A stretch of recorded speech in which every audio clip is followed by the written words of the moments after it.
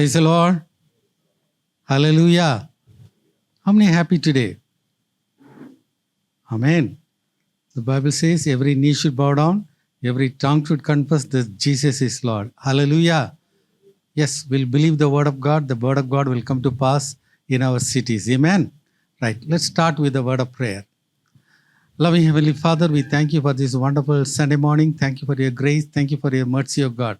Lord, your word says, O God, every knee should bow down, every tongue should confess Jesus is Lord. Yes, Lord, you are the King of kings and the Lord of lords, O God. Lord, in your mighty name, we totally cover the church with the precious blood of Jesus Christ. And all the oppression, plans, and works of the devil, we totally destroy it, O God. Lord, Holy Spirit, you take full control of everything, O God. Yes, Lord, from the beginning till the end, O God, only let the name of Jesus be lifted up in this place. In Jesus' name we pray. Amen. Amen. Praise the Lord. So we read in the Bible, in the book of Acts, that all of the disciples, while waiting for God's Spirit to fall upon them and as the church began, they were all together in one accord. Here we are also in oneness of heart. We've come together to worship our God. I feel His presence. He's here already in our midst, and it's such a wonderful thing. So as we always do, let's look to God's word as we go into worship. Psalm 72 verse 19. Blessed be His glorious name forever. May the whole earth be filled with His glory. Amen and amen. So when we read the Psalms, King David, he wrote most of the Psalms, and we find that his eyes always looked upward. No matter what he was going through, he would always look upward, and he would look inward, and he would encourage his soul. He would talk to himself, and he would tell his soul, why are you cast down? Look to the God of glory. Always, this is something that encourages me also. I always think and reflect upon his life circumstances. They were very, very difficult. He was a man with a great promise, but he had to go through many trials for these. But he never let go of the promise, and he never stopped looking upward to God. And I want to just read from Psalm 121, verse 3 to 7.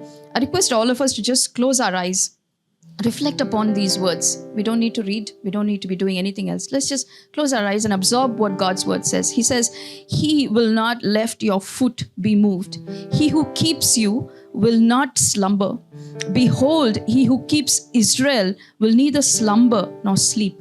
The Lord is your keeper. The Lord is your shade on your right hand. The sun shall not strike you by day, nor the moon by night. The Lord will keep you from all evil. He will keep your life. Amen. What blessed words these are. What blessed words these are, to absorb and to keep these words into our hearts. The Lord's word says in Isaiah 43:7 that we are created for His glory. He is the God of glory. He will not let anything come to you without His permission. He is the God of glory. He will preserve us because we are called and chosen by His name. He's a great and awesome God. Often I reflect upon His faithfulness. He is always faithful. Has there been any circumstance in our life where we can say, God, you have not done this for me? He's always had a path before us. He's always had a path, and He's always been sufficient in all circumstances. He's always been sufficient. So as we reflect on these things, let's also go into worship with thankfulness, because our God is worthy of all worship and praise. Please, let's rise to worship. Mahime ninagayya, mahatva ninagayya, mahime ninagayya, mahatva ninagayya, ganavu ಸ್ತುತಿಯು ಸ್ತೋತ್ರವು ಎಂದೆಂದು ನಿನಗಯ್ಯ.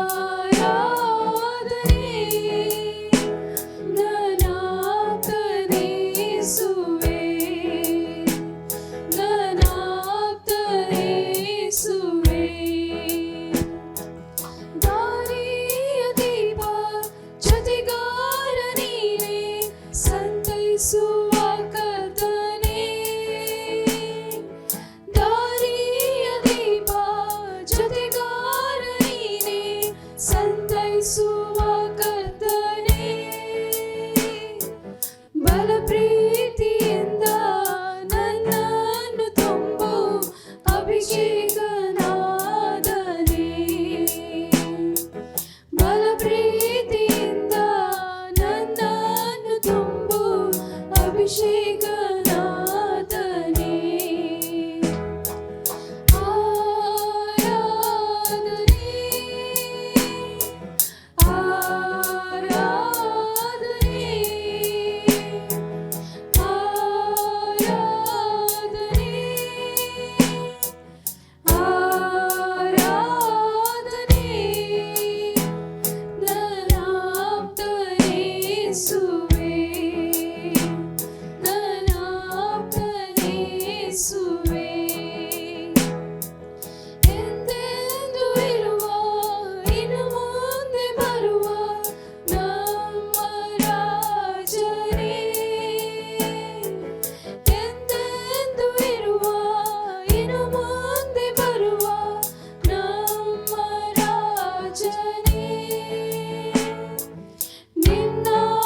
ಸಾಕು ನಿನ್ ರಾಜ್ಯ ಬೇಕು, ನಿನ್ ಚಿತ್ತ ಆಗಬೇಕು. ನಿನ್ನ ಸಾಕು ನಿನ್ ರಾಜ್ಯ ಬೇಕು, ನಿನ್ ಚಿತ್ತ ಆಗಬೇಕು. ಆರಾಧನೆ ಆರಾಧನೆ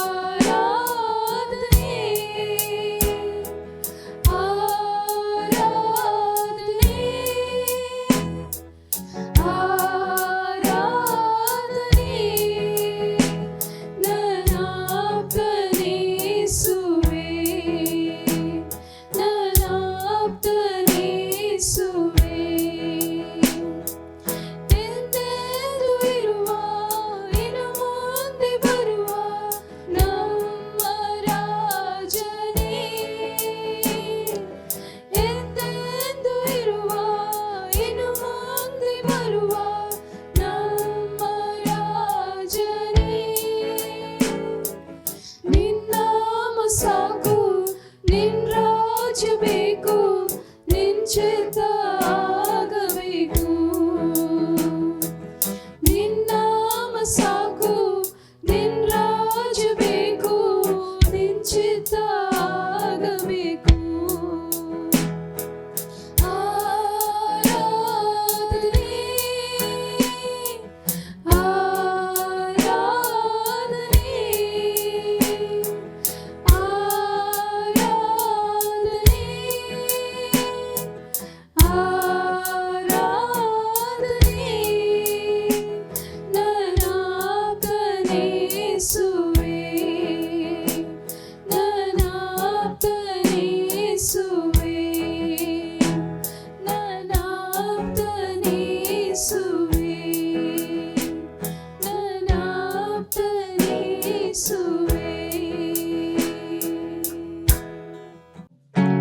Precious Lord, we bless you, Lord God. We thank you, Lord, for your presence, Lord, in this place. Mighty God you are, O Lord God. Awesome God you are, O Lord God. You're almighty, O Lord God. And Lord, you draw us into your presence, O Lord God, as your priests, as your kings, O Lord God, to come and minister before you, O Lord God. How glorious you are, O Lord. How glorious you are, O Lord God. Almighty God, King of the universe.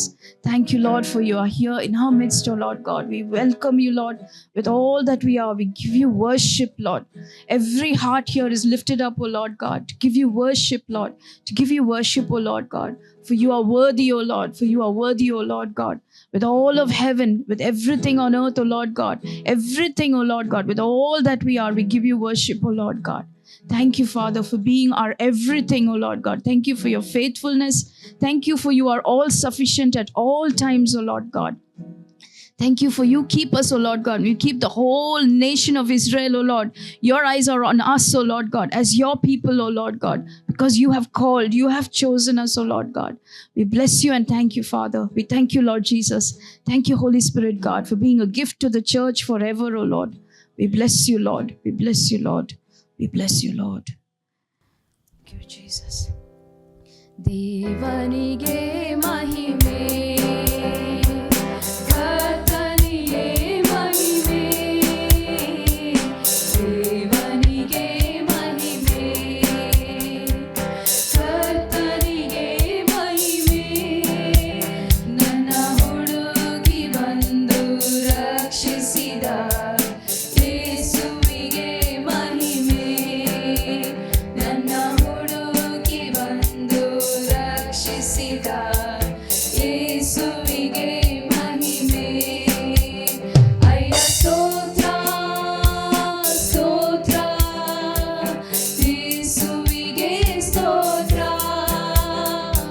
ಸ್ತೋತ್ರ ಸ್ತೋತ್ರ ಯೇಸುವಿಗೆ ಸ್ತೋತ್ರ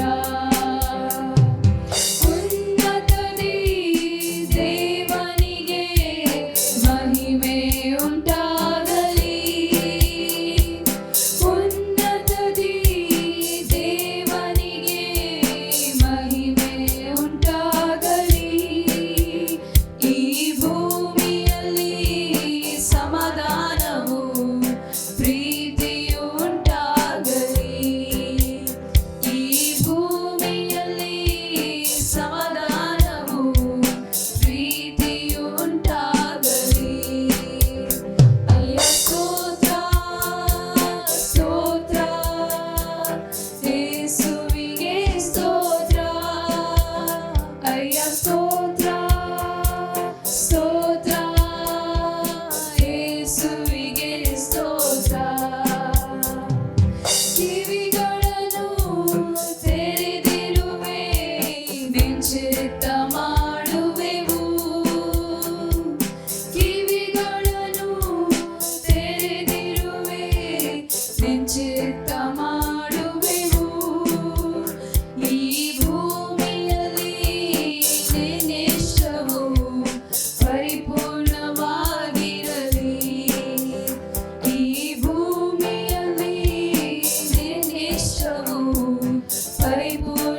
ಪರಿಪೂರ್ಣವಾಗಿರಲಿ ಅಯ್ಯ ಸ್ತೋತ್ರ ಸ್ತೋತ್ರ ಯೇಸುವಿಗೆ ಸ್ತೋತ್ರ ಅಯ್ಯ ಸ್ತೋತ್ರ ಸ್ತೋತ್ರ ಯೇಸುವಿಗೆ ಸ್ತೋತ್ರ ದೀನರಾದ ನಮ್ಮನ್ನು ಎಂದೆಂದು ನೆನೆಸಿರುವೆ ದೀನರಾದ ನಮ್ಮನ್ನು ಎಂದೆಂದು ನೆನೆಸಿರುವೆ ಪ್ರಕಾಶವೇ ಜೊತೆಗಾರನೇ ಹೃದಯದ ಆಶ್ರಯವೇ ಬಾಳ ಪ್ರಕಾಶವೇ ಜೊತೆಗಾರನೇ ಹೃದಯದ ಆಶ್ರಯವೇ ಅಯ್ಯ ಸ್ತೋತ್ರ ಸ್ತೋತ್ರ ಯೇಸುವಿಗೆ ಸ್ತೋತ್ರ ಅಯ್ಯ ಸ್ತೋತ್ರ ಸ್ತೋತ್ರ ಯೇಸುವಿಗೆ ಸ್ತೋತ್ರ ಹುಡುಕುವ ಪ್ರತಿಯೊಬ್ಬರು ಸಂತೋಷದಿಂದಿರಲಿ ಹುಡುಕುವ ಪ್ರತಿಯೊಬ್ಬರು ಸಂತೋಷದಿಂದಿರಲಿ ಹಾಡುವ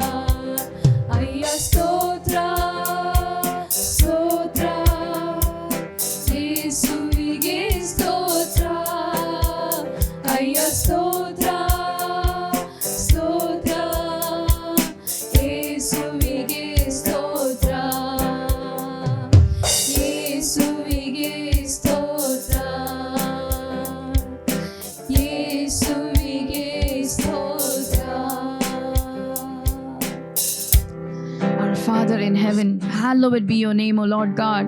Hallowed be your name, O Lord God. Lord, let your name as it is glorified in heaven be over all the earth, O Lord God. And may your name be exalted and glorified in our hearts at all times, O Lord God. Lord, may your perfect will be done, O Lord God. Thank you for calling each one of us by name, revealing to us the name of Jesus, salvation through Christ, O Lord God. Thank you so much, Father. Thank you so much, Father. Lord, we stand here together as your people, O Lord God, in one accord, Lord God, lifting up holy hands, O Lord God, with our voices, our whole being turned towards you, O Lord God, in thanksgiving, O Lord God. For you are the God who neither slumbers nor sleeps, O Lord God. You're blessed, O Lord God. You're blessed, O Lord God. You're the glorious God who goes before your people, O Lord God, calling us from higher to higher levels within you, O Lord God. Lord, we bless you. We give you glory. We give you honor, O Lord God. For your love never fails, O Lord God. It always endures, O Lord God. Always endures, O Lord God. Thank you and bless you, Lord. We thank you and bless you, Lord God. Thank you, Father. Thank you, Lord. Thank you, Lord. Thank you, Lord. Thank you, Lord. Give thanks to the Lord our God and King. His love endures forever, and He is good. He is above all things. His love endures forever. Sing praise, sing praise, sing praise, sing praise. His mighty hand and His outstretched arm, His love endures forever. For the life that's been reborn, His love endures forever. Sing praise, sing praise, sing praise, sing praise. Forever God is faithful, forever God is strong, forever God is with us, forever. Forever God is faithful, forever God is strong, forever God is with us, forever. From the rising to the setting sun, His love endures forever. By the grace of God we will carry on. His love endures forever. Sing praise, sing praise, sing praise, sing praise. Forever God is faithful, forever God is strong, forever God is with us, forever. Forever God is faithful, forever God is strong, forever God is with us, forever. Forever God is faithful, forever God is strong, forever God is with us, forever. Forever, forever. His love endures forever. His love endures forever. His love endures forever. Forever.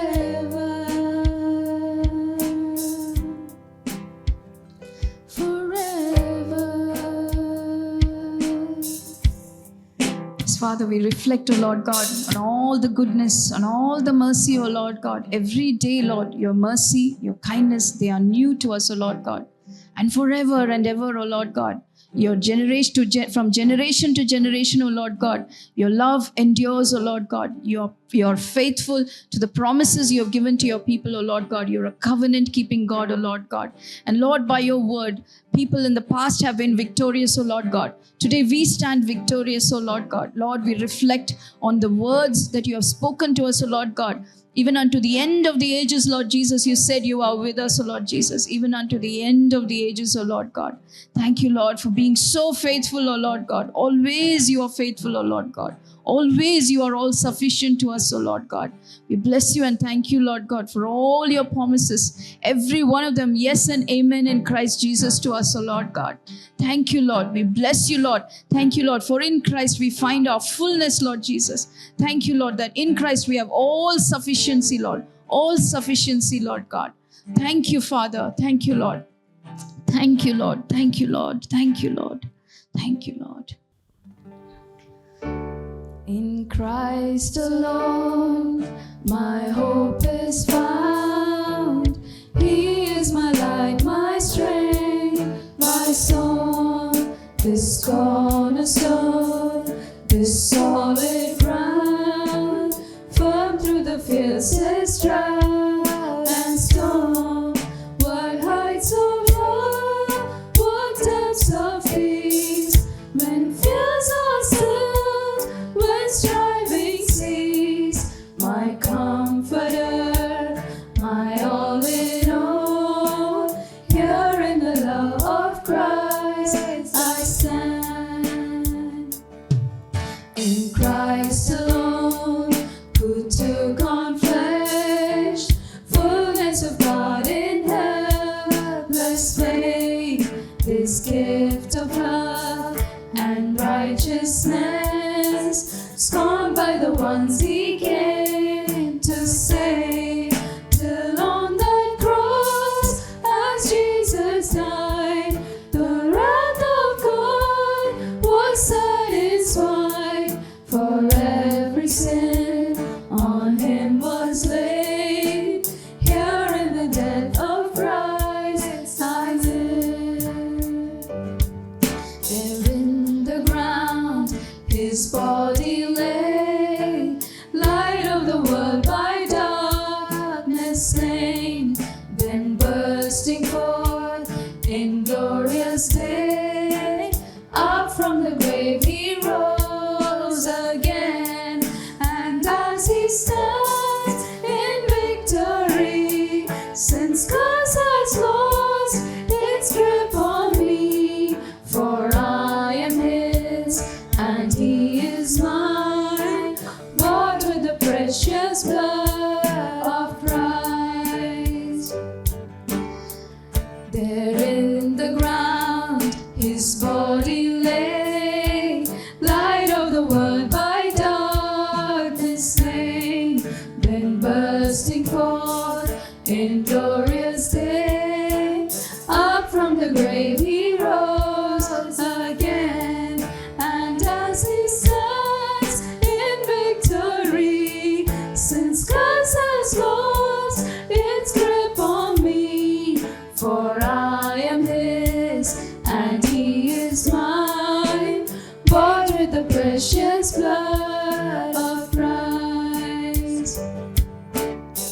No guilt in life, no fear in death. This is the power of Christ in me.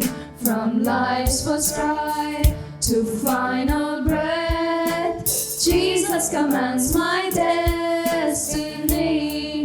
No power of hell, no scheme of man can ever pluck me from his hands, till he returns or calls me home. Here in the power of Christ I stand. No guilt in life, no fear in death. This is the power of Christ in me. From life's first cry to final breath,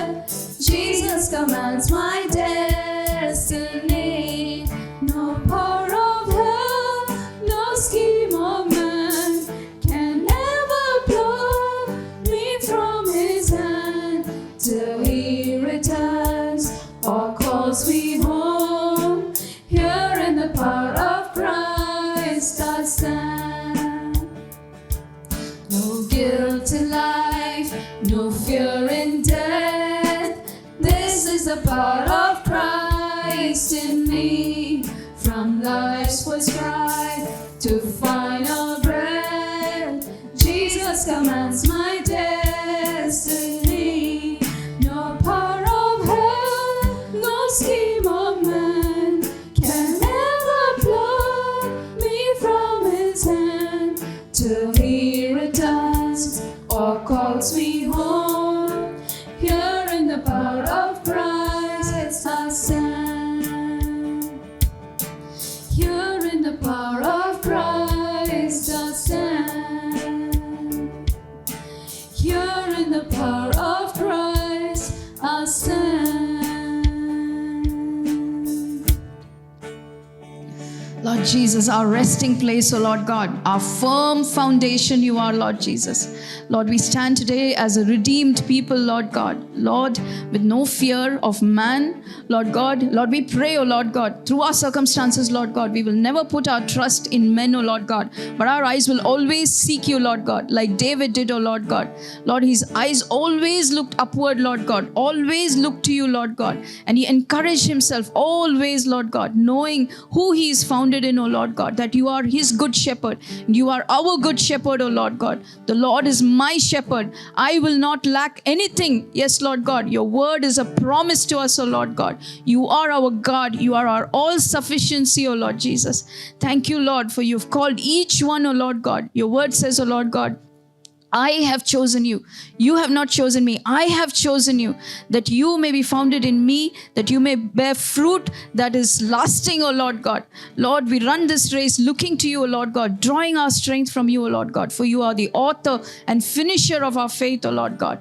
Thank you for giving us such a life, Lord, where we can fall back on you, lean on you, Lord God, draw strength from you, O Lord God. Thank you for being our everything, Lord Jesus. As we sang, O Lord God, in the power of Christ we stand. In the power of Christ we stand, O Lord God. On this firm foundation we stand, Lord God. Thank you, Lord Jesus. Thank you, Lord, for sealing us also with your spirit, O Lord God. Thank you, Lord, for this eternal promise, O Lord God, that we are walking towards a destiny that you have shaped for us, Lord God. We bless you and thank you, Father. Thank you for this blessed time of worship in your presence, O Lord God. Thank you, Father, and we give the rest of the time into your hands, Lord God. May your will be done in this place. May your name be exalted, Lord. In Jesus' name we pray. Amen. Amen. Praise the Lord. Let's close our eyes. Loving Heavenly Father God, we thank you, Father God, because you are a God who blesses, who increases, Father God. And you have blessed us with a free will, Father God. I place before you life and death, blessing and cursing. Choose life that you may live, you said, Father God.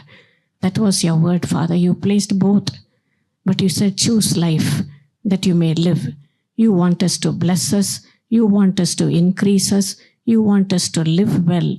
That is your heart's desire, Father. Today, as we study your word again, may the Holy Spirit reveal to us, Father God, if there are any gaps in our life, any wrong things that we need to repent, forsake, and choose the complete life that you have kept before us, Father, because we want to be under your umbrella, be protected, be blessed, and grow in you, Father. We thank you, Lord. In Jesus' name we pray. Amen. Amen. Last week we saw the first part of breaking free of curses to lead a victorious life. ಜಯಶಾಲಿಗಳಾಗಿ ಜೀವಿಸುವುದಕ್ಕೋಸ್ಕರ ಶಾಪಗಳನ್ನು ಮುರಿಯುವುದರ ಮೊದಲ ಭಾಗವನ್ನು ನಾವು ಕಳೆದ ವಾರದಲ್ಲಿ ಕೇಳಿದ್ದೆವು. Today we will be looking at the second part. ಇಂದು ಎರಡನೇ ಭಾಗವನ್ನು ನಾವು ಕೇಳಲಿದ್ದೇವೆ. And last time when we saw, I said, for every sin that is from the 10 commandments and then whatever Adam and Eve had done, I said we need to repent, confess, forsake, and then get back to God. ಕಳೆದ ವಾರದಲ್ಲಿ ನಾವು ಕೇಳಿದಂಥ ವಿಷಯ ಆದಾಮ ಹವ್ವರು ಮಾಡಿದ ಪಾಪದಿಂದ ಹಿಡಿದು ಹತ್ತಪ್ಪಣೆ ಹಾಗೂ ಅದನ್ನು ಮೀರಿದ ನಿಮಿತ್ತವಾಗಿ ಹಾಗೂ ಅನೇಕ ಪಾಪಗಳನ್ನು ಮಾಡಿದ ನಿಮಿತ್ತವಾಗಿ ಬಂದಿರುವ ಶಾಪಗಳನ್ನು ನಾವು ಅರಿಕೆ ಮಾಡಿ ಶಾಪಗಳನ್ನು ಮುರಿದು ಹಾಕುವುದರ ಕುರಿತಾಗಿ. I didn't want to present a picture that as if God is an angry God with a stick ready to beat us. ನಮ್ಮ ದೇವರು ಸಿಟ್ಟುಗೊಳ್ಳುವ ದೇವರಾಗಿ ಕೈಯಲ್ಲಿ ಕೋಲು ಹಿಡಿದು ನಮ್ಮನ್ನ ಹೊಡೆಯುವುದಕ್ಕೆ ಸಿದ್ಧನಾಗಿದ್ದಾನೆ ಎಂಬುದಾಗಿ ನಾನು ತಿಳಿಸುವುದಲ್ಲ. God is a God who has placed blessing and cursing before us. ನಮ್ಮ ದೇವರು ಆಶೀರ್ವಾದ ಹಾಗೂ ಶಾಪಗಳನ್ನ ನಮ್ಮ ಮುಂದೆ ಇಟ್ಟಿರುತ್ತಾನೆ. And he has said, you choose. ನೀವು ಆರಿಸಿಕೊಳ್ಳಿರಿ ಎಂಬುದಾಗಿ ಆತನು ಹೇಳಿದ್ದಾನೆ. And then he is a God of mercy and he is a God of judgment. ನಮ್ಮ ದೇವರು ಕರುಣೆಯುಳ್ಳ ದೇವರು, ನ್ಯಾಯ ತೀರ್ಪು ಮಾಡುವ ದೇವರು ಆಗಿರುತ್ತಾನೆ. This is what we see in Jericho. ಅದನ್ನು ನಾವು ಎರಿಕೋದಲ್ಲಿ ನೋಡುತ್ತೇವೆ. There was judgment for the entire city of Jericho, ಎರಿಕೋ ಪಟ್ಟಣಕ್ಕೆ ನ್ಯಾಯ ತೀರ್ಪು ಬಂದಿರುವಂತಹದ್ದು, complete destruction, ಸಂಪೂರ್ಣವಾಗಿ ಅದು ನಾಶಗೊಳ್ಳುವಂತೆ. but mercy to Rahab and her household who were living on the walls of Jericho. ಆದರೆ ರಾಹಾಬಳಿಗೂ ಆಕೆ ಮನೆಯವರೆಲ್ಲರಿಗೂ ಆ ಎರಿಕೋ ಕೋಟೆಯೊಳಗೆ ಇದ್ದಿರುವುದಕ್ಕೆ ಬೇಕಾದಂತ ಕರುಣೆಯನ್ನ ಆತನು ತೋರಿಸಿರುವಂತಹದ್ದು. Because Rahab wanted to be protected. She believed in the God of Israel and she said, definitely your God is going to do it, but my household should be protected because I have helped you, the spies. ಆಕೆ ಇಸ್ರೇಲ್ಯರ ದೇವರಲ್ಲಿ ನಂಬಿಕೆ ಇಟ್ಟಿದ್ದಳು ಮತ್ತು ನಾನು ಹಾಗೂ ನನ್ನ ಕುಟುಂಬ Israel ದೇಶದಲ್ಲಿ ಕಾಪಾಡಲ್ಪಡಬೇಕು, ಯಾವುದೇ ತೊಂದರೆಗೊಳಗಾಗಬಾರದು ಎಂಬುದಾಗಿ ಅರಿಕೆ ಮಾಡಿ ಹೇಳಿರುವಂತಹದ್ದು. And that word was fulfilled. Her request was fulfilled. Joshua sent people to bring out Rahab and her entire household completely safe. ರಾಹಾಬಳು ಹಾಗೂ ಆಕೆ ಮನೆಯವರೆಲ್ಲರೂ ಸುರಕ್ಷಿತರಾಗಿ ಅಲ್ಲಿಂದ ಹೊರಗೆ ಬರುವಂತೆ, ಅಲ್ಲಿ ಸುರಕ್ಷಿತರಾಗಿದ್ದಿರುವಂತೆ ಕಾರ್ಯ ನಡೆದಿರುವಂತಹದ್ದು ಮತ್ತು ಆಕೆಯ ಇಚ್ಛೆ ಅದು ಅಲ್ಲಿ ಪೂರೈಸಲ್ಪಟ್ಟದ್ದನ್ನು ನಾವು ನೋಡುತ್ತೇವೆ. So our God is a God of justice. ನಮ್ಮ ದೇವರು ನೀತಿಯ ನ್ಯಾಯವುಳ್ಳ ದೇವರಾಗಿರುತ್ತಾನೆ. He is a God of mercy. ಆತನು ಕರುಣಿಸುವ ದೇವರಾಗಿದ್ದಾನೆ. But when people turn away from his mercy, then judgment is inevitable. ಆದರೆ ಆತನ ಕರುಣೆಯಿಂದ ಜನರು ದೂರವಾಗಿ ಹೋದಾಗ ಆತನಿಂದ ಬರುವಂತ ನ್ಯಾಯ ತೀರ್ಪನ್ನ ತೆಗೆದುಹಾಕಲು ಸಾಧ್ಯವಿಲ್ಲ. And when they turn away of their own choice from obedience, then curse is inevitable. ವಿಧೇಯರಾಗುವುದಕ್ಕೆ ಅವರು ತಿರುಗಿ ಬಿದ್ದಾಗ ಶಾಪಗಳು ಬರುವಂತಹದನ್ನ ತೆಗೆದುಹಾಕಲು ತಪ್ಪಿಸಲು ಸಾಧ್ಯವಿಲ್ಲ. And God's commandments are for all mankind. ದೇವರ ಆಜ್ಞೆ ಅದು ಎಲ್ಲಾ ಮನುಷ್ಯರಿಗೋಸ್ಕರವಾಗಿ ಇರುವಂತಹದ್ದು. He is not only the God of Israel, he is the God of the entire universe. ಆತನು ಇಸ್ರೇಲ್ಯರ ದೇವರು ಮಾತ್ರವೇ ಅಲ್ಲ, ಇಡೀ ವಿಶ್ವಕ್ಕೂ ದೇವರಾಗಿದ್ದಾನೆ. In Isaiah 45 verse 18, it says that it is God who created the heavens and the earth. He says, I am the Lord, there is none else.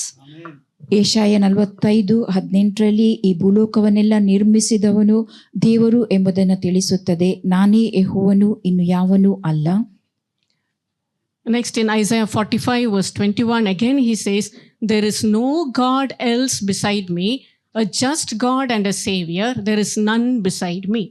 Yeshaya 45:21 ಹೀಗೆ ಹೇಳುತ್ತದೆ, ನಾನು ಹೊರತು ಇನ್ಯಾವ ದೇವರು ಇಲ್ಲ, ನನ್ನ ವಿನಃ ಸತ್ಯ ಸ್ವರೂಪನು ರಕ್ಷಕನು ಆದ ದೇವರು ಇಲ್ಲವೇ ಇಲ್ಲ.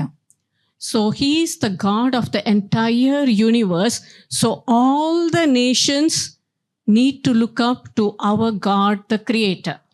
ಆತನು ಇಡೀ ವಿಶ್ವಕ್ಕೆ ದೇವರಾಗಿದ್ದಾನೆ. ಎಲ್ಲಾ ಜನರು, ಎಲ್ಲಾ ದೇಶಗಳವರು ನಮ್ಮ ಸೃಷ್ಟಿಕರ್ತನಾದ ಯೆಹೋವನನ್ನೇ ದೃಷ್ಟಿಸಿ ನೋಡುವವರಾಗಿರಬೇಕು. And if people say we do not know, there is no excuse, because in Romans chapter 1 verse 20, he says the invisible things of God from the creation are clearly seen, understood by the things that have been created. ಜನರು ಆತನ ಕುರಿತಾಗಿ ನಾವು ತಿಳಿದಿಲ್ಲ ಎಂಬುದಾಗಿ ಹೇಳಿದಲ್ಲಿ ಅದು ತಪ್ಪಾಗಿರುತ್ತದೆ. ಯಾಕೆ ಹೇಳಿದ್ರೆ ರೋಮ 1:20 ಹೇಗೆಂದರೆ ಕಣ್ಣಿಗೆ ಕಾಣದಿರುವ ಆತನ ಗುಣಲಕ್ಷಣಗಳು, ಅಂದರೆ ಆತನ ನಿತ್ಯ ಶಕ್ತಿಯು ದೇವತ್ವವು ಜಗದುತ್ಪತ್ತಿಗೆ ಮೊದಲುಗೊಂಡು ಆತನು ಮಾಡಿದ ಸೃಷ್ಟಿಗಳ ಮೂಲಕ ಬುದ್ಧಿಗೆ ಗೊತ್ತಾಗಿ ಕಾಣಬರುತ್ತವೆ ಎಂಬುದನ್ನು ತಿಳಿಸುತ್ತದೆ.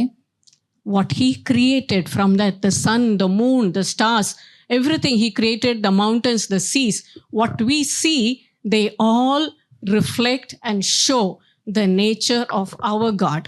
ಆತನು ಉಂಟು ಮಾಡಿರುವ ಸೂರ್ಯ, ನಕ್ಷತ್ರ, ಚಂದ್ರ ಹಾಗೂ ಬೆಟ್ಟಗಳು, ನೀರು, ಸಮುದ್ರಗಳು ಎಲ್ಲವೂ ಆತನ ಸೃಷ್ಟಿಯನ್ನ ತೋರಿಸಿಕೊಡುತ್ತವೆ. ಆತನಿಂದ ಎಲ್ಲವೂ ಸೃಷ್ಟಿಸಲ್ಪಟ್ಟಿದೆ ಎಂಬುದನ್ನು. Because even in the Psalms, David says, even that everything speaks the language, they express God's power and praise.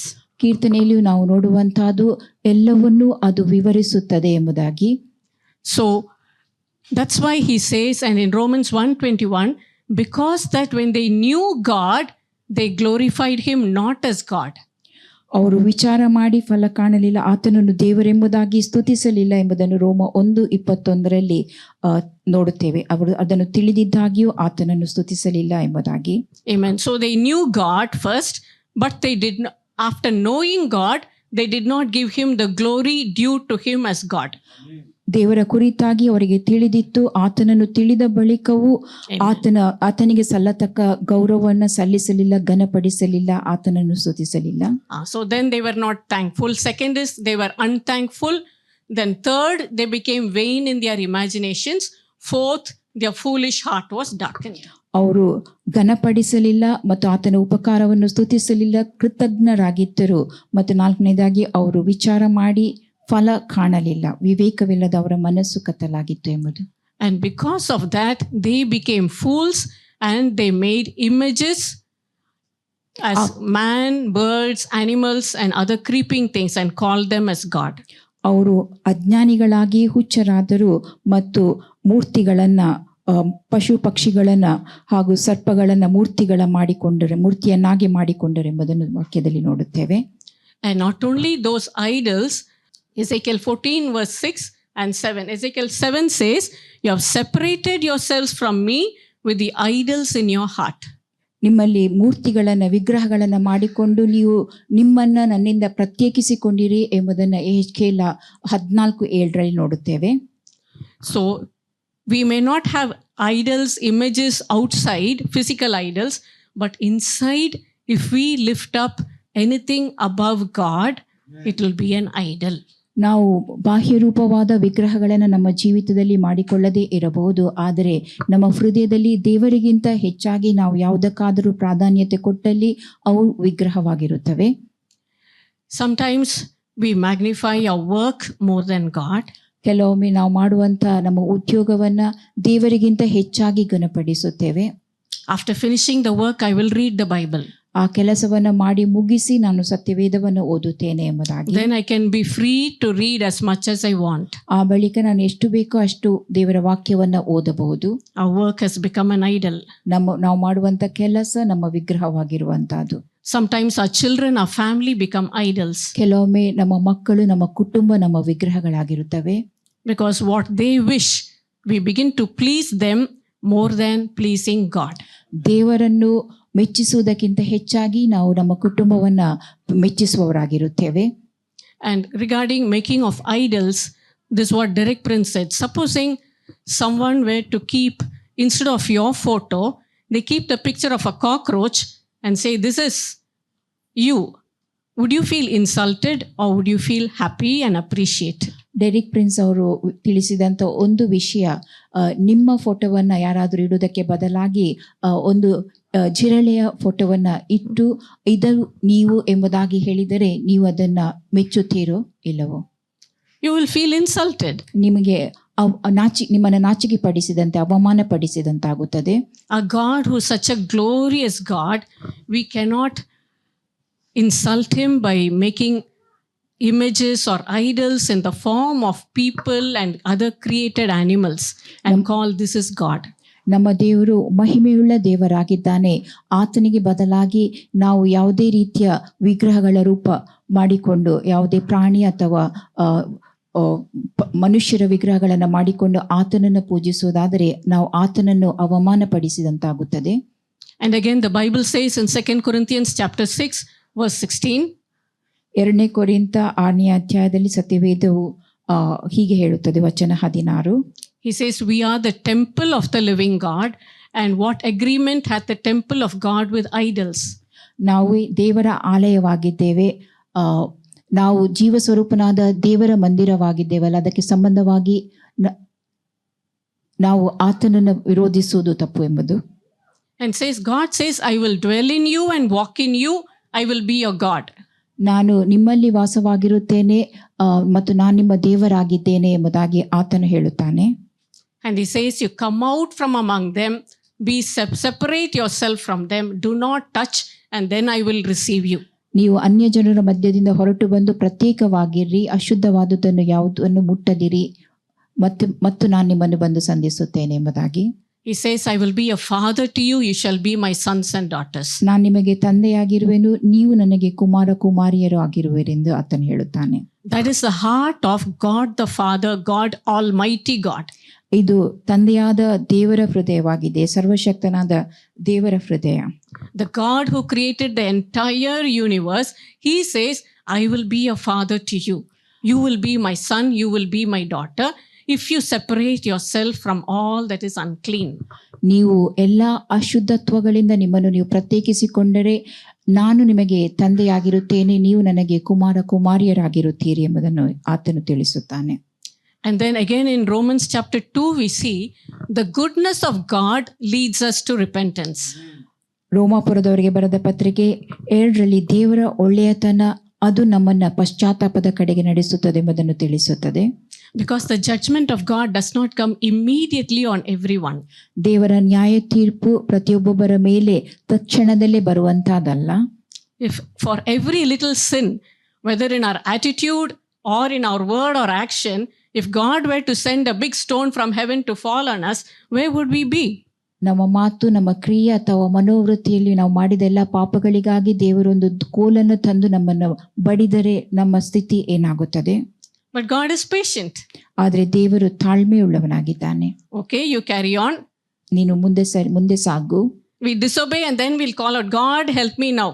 ನೀವು ವಿಧೇಯರಾಗಿ ಆ ಬಳಿಕ ದೇವರೇ ನನಗೆ ಸಹಾಯಿಸು ಎಂಬುದಾಗಿ ಆತನನ್ನು ಕರೆಯುವಂತಹದ್ದು. And we quote the scripture, call unto me and I will answer you. You said, Father God, no, I'm calling you, you help me, Lord. We demand it and he answers and he helps us. ನನ್ನನ್ನು ಕೇಳಿಕೊ, ನಾನು ನಿನಗೆ ಸದುತ್ತರವನ್ನು ಕೊಡುತ್ತೇನೆ ಎಂಬಂತ ವಾಕ್ಯವನ್ನು ಹೇಳಿ ಆತನನ್ನು ಕರೆದರೂ ಆತನು ನಮಗೆ ಸದುತ್ತರವನ್ನು ಕೊಡುತ್ತಾನೆ.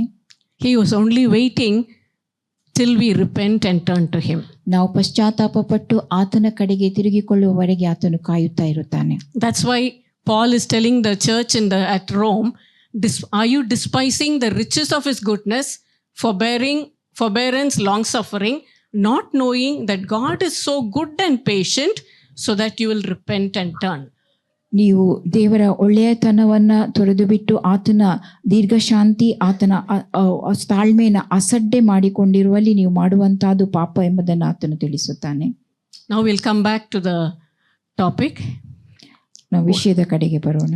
The next commandment we are going to see is honor thy father and thy mother. ನಿಮ್ಮ ತಂದೆ ತಾಯಿಗಳನ್ನ ಸನ್ಮಾನಿಸಿರಿ ಎಂಬಂತ ಆಜ್ಞೆ. And when God told the people of Israel, he said that your days may be long and you will live in the land which God gives you.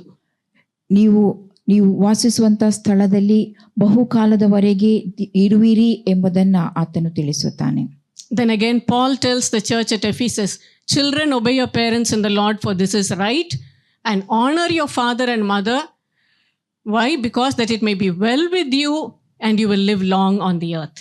ಎಫೆಸ 6ನೇ ಅಧ್ಯಾಯದಲ್ಲಿ, ಮಕ್ಕಳೇ ನೀವು ಕರ್ತನಲ್ಲಿ ಇರುವವರಿಗೆ ತಕ್ಕ ಹಾಗೆ ನಿಮ್ಮ ತಂದೆ ತಾಯಿಗಳ ಮಾತನ್ನು ಕೇಳಬೇಕು, ಇದು ಧರ್ಮ.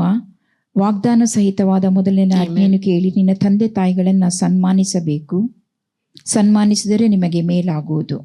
Amen. That we will live well. ನೀವು ಬಹುಕಾಲ ಚೆನ್ನಾಗಿ ಬಾಳುವಿರಿ. And even if as children, the children have to obey the parents. ಮಕ್ಕಳು ತಂದೆ ತಾಯಿಗಳಿಗೆ ವಿಧೇಯರಾಗಿರಬೇಕು.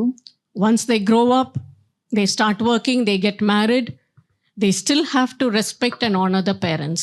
ಅವರು ಬೆಳೆದು ದೊಡ್ಡವರಾದ ಮೇಲೆ ಉದ್ಯೋಗ ಮಾಡುವವರಾಗಿ ವಿವಾಹವಾಗುತ್ತಾರೆ. ಅಂತ ಸಮಯದಲ್ಲಿ ಅವ್ರ ತಂದೆ ತಾಯಿಗಳಿಗೆ ಗೌರವವನ್ನ ನೀಡುವವರಾಗಿರಬೇಕು. Maybe you may not agree with all that the parents say, you may not agree with them, or you may not endorse whatever they say, but still you have to respect them, honor them. ಅವರು ಹೇಳುವಂತ ಪ್ರತಿಯೊಂದೊಂದು ಸಂಗತಿಗಳಿಗೆ ನೀವು ಅದಕ್ಕೆ ಒಪ್ಪಿಗೆ ನೀಡದೇ ಇರಬಹುದು, ಅಥವಾ ಅದು ಸರಿ ಎಂಬುದಾಗಿ ಹೇಳದೇ ಇರಬಹುದು. ಆದಾಗ್ಯೂ ನೀವು ಅವರನ್ನು ಗೌರವಿಸುವವರು, ಸನ್ಮಾನಿಸುವವರಾಗಿರಬೇಕು. Because sometimes all parents are not perfect and all children are not perfect. ಕೆಲವೊಮ್ಮೆ ಎಲ್ಲಾ ತಂದೆ ತಾಯಿಗಳು ಪರಿಪೂರ್ಣರಾಗಿರುವುದಿಲ್ಲ, ಮಕ್ಕಳು ಪರಿಪೂರ್ಣರಾಗಿರುವುದಿಲ್ಲ. All have sinned. ಎಲ್ಲರೂ ಪಾಪ ಮಾಡಿದ್ದಾರೆ. So parents sometimes they may say which are not in line with God's word. ಹೆತ್ತವರು ಕೆಲವೊಮ್ಮೆ ದೇವರ ವಾಕ್ಯಕ್ಕೆ ಅನುಗುಣವಾದುದನ್ನ ಹೇಳದೇ ಇರಬಹುದು. So if it is not in line with God's word, ಅದು you cannot agree with them. ಅದು ದೇವರ ವಾಕ್ಯಾನುಗುಣವಾಗಿಲ್ಲದೆ ಇದ್ದಲ್ಲಿ ನೀವು ಅದಕ್ಕೆ ಒಪ್ಪಬೇಕಾಗಿಲ್ಲ. But still you have to respect them, honor them. ಆದಾಗ್ಯೂ ನೀವು ಅವರನ್ನ ಸನ್ಮಾನಿಸಬೇಕು, ಗೌರವಿಸಬೇಕು. You have to obey God's word, be in line with God's word, and at the same time be respectful and honor the parents. ನೀವು ದೇವರ ವಾಕ್ಯಕ್ಕೆ ಅನುಗುಣವಾಗಿ ಜೀವಿಸುವವರಾಗಿರಬೇಕು ಮತ್ತು ನಿಮ್ಮ ತಂದೆ ತಾಯಿಗಳನ್ನು ಸನ್ಮಾನಿಸುವವರಾಗಿರಬೇಕು. There's a story of a young man who had bitterness and hatred towards his father. ಒಬ್ಬ ಯವನಸ್ಥನಲ್ಲಿ ತಂದೆಯನ್ನು ದ್ವೇಷಿಸುವಂತ ಮನಸ್ಸು ಮತ್ತು ಆತನ ಕಡೆಗೆ ಕಹಿ ಭಾವನೆ ಇದ್ದಿರುವಂತಹದ್ದು. Because what his father had done to him. ಅದಕ್ಕೆ ಕಾರಣ ಆತನ ತಂದೆ ಮಾಡಿದಂತ ಕೃತ್ಯ. He left home, he went to a distant place, he was working, he was earning, but there was no peace, no contentment. ಆದರೆ ಅವನು ಆ ಮನೆಯಿಂದ ಹೊರಟು ಹೋಗಿ ಬೇರೊಂದು ಸ್ಥಳದಲ್ಲಿ ಉದ್ಯೋಗ ಮಾಡುತ್ತಿದ್ದನು, ಆದರೆ ಆತನಿಗೆ ಸಮಾಧಾನವಿದ್ದಿರಲಿಲ್ಲ. His father passed away. ಆತನ ತಂದೆ ತೀರಿಕೊಂಡರು. Years rolled by. ವರ್ಷಗಳು ಕಳೆದು ಹೋದವು. Things were not going well with him. ಆತನೊಂದಿಗೆ ನಡೆಯುತ್ತಿದ್ದಂಥ ಸಂಗತಿಗಳು ಅದು ಸರಿಯಾಗಿದ್ದಿರಲಿಲ್ಲ. The Lord convicted him with a word in Ephesians chapter 6. ಎಫೆಸ 6ನೇ ಅಧ್ಯಾಯದಲ್ಲಿ ಬರೆದ ವಾಕ್ಯದೊಂದಿಗೆ ಆತನ ಮನವರಿಕೆ ಉಂಟಾಗುವಂತೆ ದೇವರು ಕಾರ್ಯ ನಡೆಸಿದನು. He felt very bad, he wanted to apologize, but his father was no more. ಆತನು ಬೇಸರಗೊಂಡನು, ಆತನ ತಂದೆಗೆ ಕ್ಷಮೆ ಬೇಡಬೇಕೆಂಬುದಾಗಿ ಯೋಚಿಸಿದನು, ಆದರೆ ಆತನ ತಂದೆ ಆ ಸಮಯದಲ್ಲಿ ಇದ್ದಿರಲಿಲ್ಲ. He was so upset that he had not seen his father when he died. ಆತನು ಸತ್ತು ಹೋದಂತ ವೇಳೆಯಲ್ಲಿಯೂ ತಂದೆಯನ್ನು ನೋಡಲು ಹೋಗಿರಲಿಲ್ಲ ಎಂಬುದರ ಕುರಿತಾಗಿ ಬೇಸರ ಪಟ್ಟುಕೊಂಡನು. He flew hundreds of miles to go to the cemetery where his father was buried. ಯಾವ ಸ್ಥಳದಲ್ಲಿ ಆತನ ತಂದೆಯ ದೇಹವನ್ನು ಇಡಲಾಗಿತ್ತು, ಹೂಣಿಡಲ್ಪಟ್ಟಿತು, ಆ ಸ್ಥಳಕ್ಕೆ ಹೋಗುವುದಕ್ಕೋಸ್ಕರವಾಗಿ ಆತನು 100 ಮೈಲ್ಗಳನ್ನು ದಾಟಿ ಹೋದನು. There he knelt and prayed to God. ಅಲ್ಲಿ ಆತನು ಮೊಣಕಾಲೂರಿ ದೇವರಿಗೆ ಪ್ರಾರ್ಥನೆ ಮಾಡಿದನು. He cried to God in prayer. ಪ್ರಾರ್ಥಿಸುತ್ತಾ ದೇವರಿಗೆ ಮೊರೆ ಇಟ್ಟನು. Kept asking forgiveness of God. ದೇವರ ಆತನನ್ನು ಕ್ಷಮಿಸಬೇಕೆಂಬುದಾಗಿ ಬೇಡಿಕೊಂಡನು. And also all the hurts that were in him, everything he poured out to God. ಯಾವ ರೀತಿಯ ನೋವು ಆತನಲ್ಲಿದ್ದಿತೋ ಅವೆಲ್ಲವುಗಳನ್ನು ಆತನು ದೇವರ ಮುಂದೆ ಸುರಿದನು. He released forgiveness to his father also. ಆತನು ತಂದೆಯನ್ನು ಕ್ಷಮಿಸಿದನು. And then he said, God, I want you to forgive me. ನೀನು ನನ್ನನ್ನು ಕ್ಷಮಿಸಬೇಕು ಎಂಬುದಾಗಿ ದೇವರನ್ನು ಬೇಡಿಕೊಂಡನು. And when he found that inner conviction that God had forgiven him, then he rose up and then he went home. ಯಾವಾಗ ದೇವರು ಆತನನ್ನು ಕ್ಷಮಿಸಿದನು ಎಂಬುದಾಗಿ ಆತನಿಗೆ ತಿಳಿದು ಬಂತು, ಆತನು ಅಂತ ಸಮಯದಲ್ಲಿ ಅಲ್ಲಿಂದ ಎದ್ದು ತನ್ನ ಮನೆಗೆ ಹೋದನು. Then peace, contentment, victory was in his life. ಆ ಸಮಯದಲ್ಲಿ ಸಮಾಧಾನ, ಸಂತೃಪ್ತಿ ಆತನ ಮನದಲ್ಲಿ ಇದ್ದಿತ್ತು. Sometimes it's after marriage, you see that you need to love your parents-in-law as your parents. ಕೆಲವೊಮ್ಮೆ ನೀವು ಮದುವೆ ಆದ ಬಳಿಕ ನಿಮ್ಮ ತಂದೆ ತಾಯಂದಿರನ್ನು ಪ್ರೀತಿಸಬೇಕು, ಗೌರವಿಸಬೇಕು ಮತ್ತು ನಿಮ್ಮ ಅತ್ತೆ ಮಾವಂದಿರನ್ನು ಪ್ರೀತಿಸಿ ಗೌರವಿಸಬೇಕಾಗುತ್ತದೆ. No one is perfect. ಯಾರು ಪರಿಪೂರ್ಣರಲ್ಲ. But God's commandment is honor and respect your parents and your parents-in-law.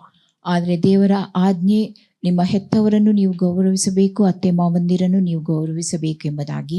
Wherever we have made mistakes, if the parents or the parents-in-law are alive, we need to go and apologize, set it right.